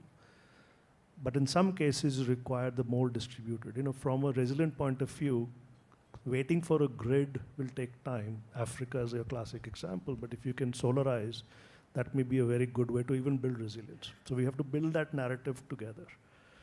Nature-based solutions. Everybody is today talking about nature-based solution as your mantra of solving the world's problem, but in reality, when you look at cities and you look at flooding, nature-based solutions will be about 20% of the solution. So that's your distributed part, but you still need a centralized part, right? What to me it boils down to is actually we need a reimagination of the city today, reimagination of the infrastructure where the distribution is very much part of that imagination, which is never really, who's making decisions and how are they imagining infrastructure? The first Prime Minister talked about large infrastructure as the temple, right? But I spent a lot of time in the infrastructure space, and I'm talking to people and saying, you are imagining infrastructure to be of a certain kind, but it needs to be actually more imaginative than what you're thinking. And I think that's where the opportunity for the Global South is. We've not built the cities. London you were in New York 2 weeks ago. Do you remember how hot it was in the metro? Because they built it 150 years ago. We can't be doing the same thing today. We can do something differently, right? So to me, both imaginations, both scenarios will be needed, but what is actually more important is the imagination of thinking differently. Yeah, I agree with what you said, Amit, that, I mean, what India has to offer is both diversity in terms of large and distributed happening in parallel, and the mix may change, but I would imagine that will be the case.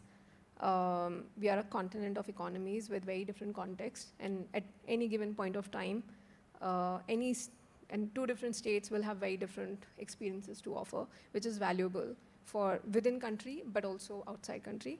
And the second one, and the novelty is really, like many other global south countries, we have a very young population, and youth, which is yearning to have the agency to shape the way their future will be. Of course, there can be bouts of pessimism, but at least when we compare with many other countries, we have a much more optimistic youth here. And I think that novelty and optimism in terms of what new solutions we will test out and deploy in our country, and then can also take forward. So diversity and novelty. Well, first of all, a disclaimer, the question asked is much above my pay grade. So obviously, I will be very reserved in providing my 2 bits in this particular question. As it will depend on the scenario, how the scenario mix comes up. And the government has to think about, from a policy-making perspective, how it can help the most needy person and how it will help them to enable themselves, create the capacity. Both the scenarios have their own positives and negatives, but a proper mix and how it reaches to the last mile connectivity of the benefits, that is something needs to be thought from a very macro point of view. So, as I mentioned, there are higher and finer minds above me who would be thinking on those aspects. We will be executing on the details as the things would pass down to us. So, Runaba, on your provocative question, let me have a provocative answer. First of all, as Amita said, there are platforms for both. In fact, our strategy is to do DRE in Africa, DRE in SEDS, but simultaneously do OSOWOG and others. Let me reframe your question. What would a COP33 agenda in India look like sitting 3 years from now? That will give us a lot of confidence. Yes, we did a task of getting things done because people are done with advocacy and reports. People want actual results. I think that requires success on aggregation and successful platforms that can get things done.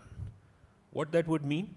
We are creating an Africa solar facility as a pilot for 75 million, hopefully by end of this year. I would like in 3 years from now, that leads us to create a global innovative financial facility based on the experience that we managed. We are now trying what would artificial intelligence for managing distribution mean for Global South. Let us try that in 3 years from now, we can launch a global mission for entire Global South, that nobody shall be left behind on digital leapfrogging because you are left behind on energy access. That should be it. And finally, for the platforms that we are creating on SIDS and others, let us demonstrate that projects get done and there are no reports. Once we do the projects, 3 years from now, we'll be in very good shape. Thank you. That brings us to the end of this panel. Thank you all for your time and for a very facilitating a very informative discussion. Thanks. Thanks. Yeah. On behalf of CEEW, I'd also like to thank Mr. Amita for moderating this session and also for the panelists for such a rich discussion and for the provocative and engaging questions from the audience and for you to engage with them also, sir.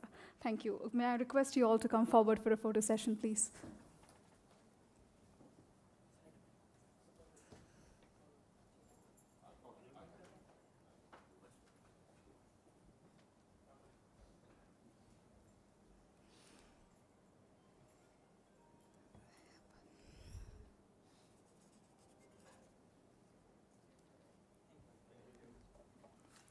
I would now like to invite Ms. Shua Raha to deliver the closing remarks.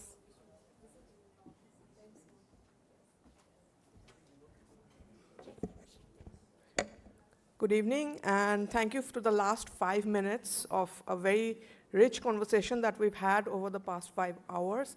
It's my job to recap all of that in 5 minutes, so I'm going to try to do my best on the top-line messages that we can take away. Before I do that, I'm Shubha Raha. I head International Cooperation at the Council on Energy, Environment, and Water. Today, we have spoken about the 10 years of the Paris Agreement, and we have also spoken of the 10 years, the 20 years, the decades to come, and how we shape those. We have spoken about the legacy of the Paris Agreement and if it's still fit for purpose. We have appreciated the fact that it was a rare universal framework with a clear sense of direction, and the fact that it's a living process that is constantly opening new markets and new opportunities for us to collaborate. But we have also discussed the crisis that we are facing now of accountability and responsibility, especially of those that have set the rules. And we have spoken of the challenges of the inequitable sharing of burden that now faces the world.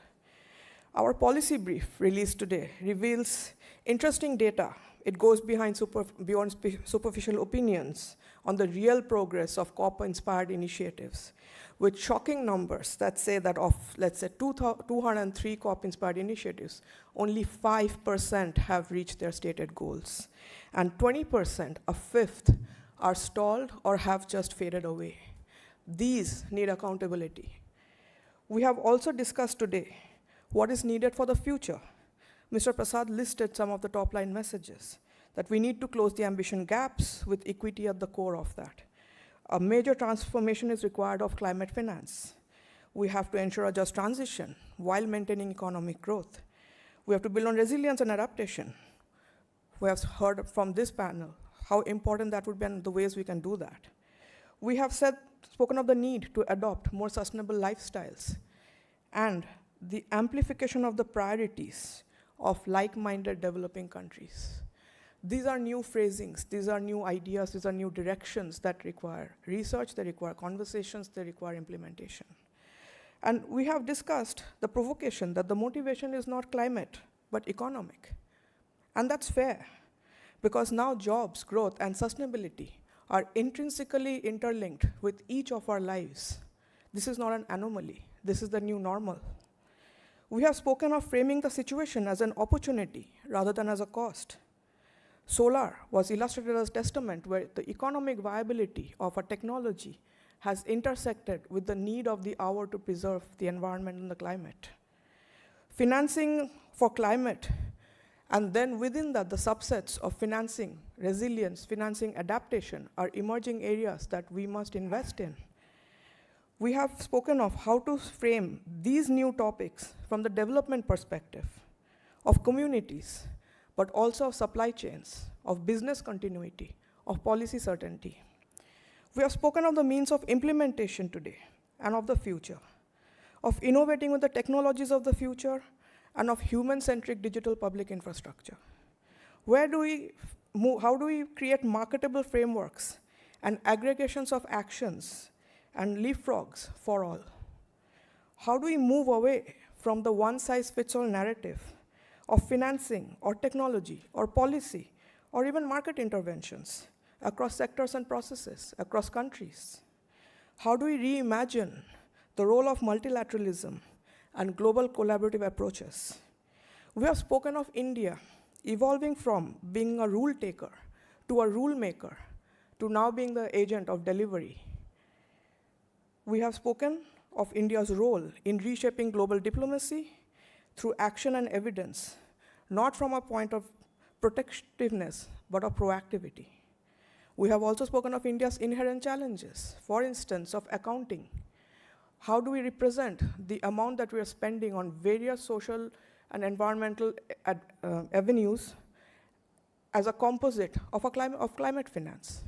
And we have spoken of many, many mechanisms through the day of carbon markets, of financing avenues, of technology integration, etc., that we will share with you in our key takeaways. But most importantly, given this reflection on the decade of the Paris Agreement, we have spoken of time. Ambassador Shyam Saran insisted that it is time for each of us to change our mindsets and our behaviors of the way we live, we work, we produce, and we consume, but also the way we approach diplomacy and negotiations, of the way we frame our narratives. Mr. Prasad said that history will not ask who signed the Paris Agreement, but who delivered it. But do we have decades to make these small incremental changes? Or do we have a century to build talent? So I will close today with what Arunaba's opening asked us, that time is of the essence, and time is what we make of it. With that, I thank you for joining us today. I want to give a special thanks to Mr. Ravi Shankar Prasad for his leadership and guidance in making not just today happen, but the past several months that he has been with us, showing us the way how to approach this. I want to extend thanks to my colleagues, Sumit, Mona, Utsav, Yadu, the many colleagues who have worked on today's event, the Taj team for always being so proactive in helping us. I also want to take this moment to say that this event has been one in our series of COP-related conversations on the alchemy of solidarity that we've been having over the past several months, continuing our work over the past 15 years. We've been listening to our counterparts in India, across the world. We have been in listening mode, but we are also now scripting the journey forward of the next 3 years, the 5 years, to 2047, to 2070, of the India story and the world amidst the global changes and challenges that we now face and we live in. If we have a very rich programming coming up in Belém, so if you're going to be in Belém, please join us. But even if you're not in Belém, please be in touch, and we look forward to seeing you on the many, many things on the other side in 2026 and beyond as we go along this journey. Thank you for joining us today. Please join us for tea. Good evening.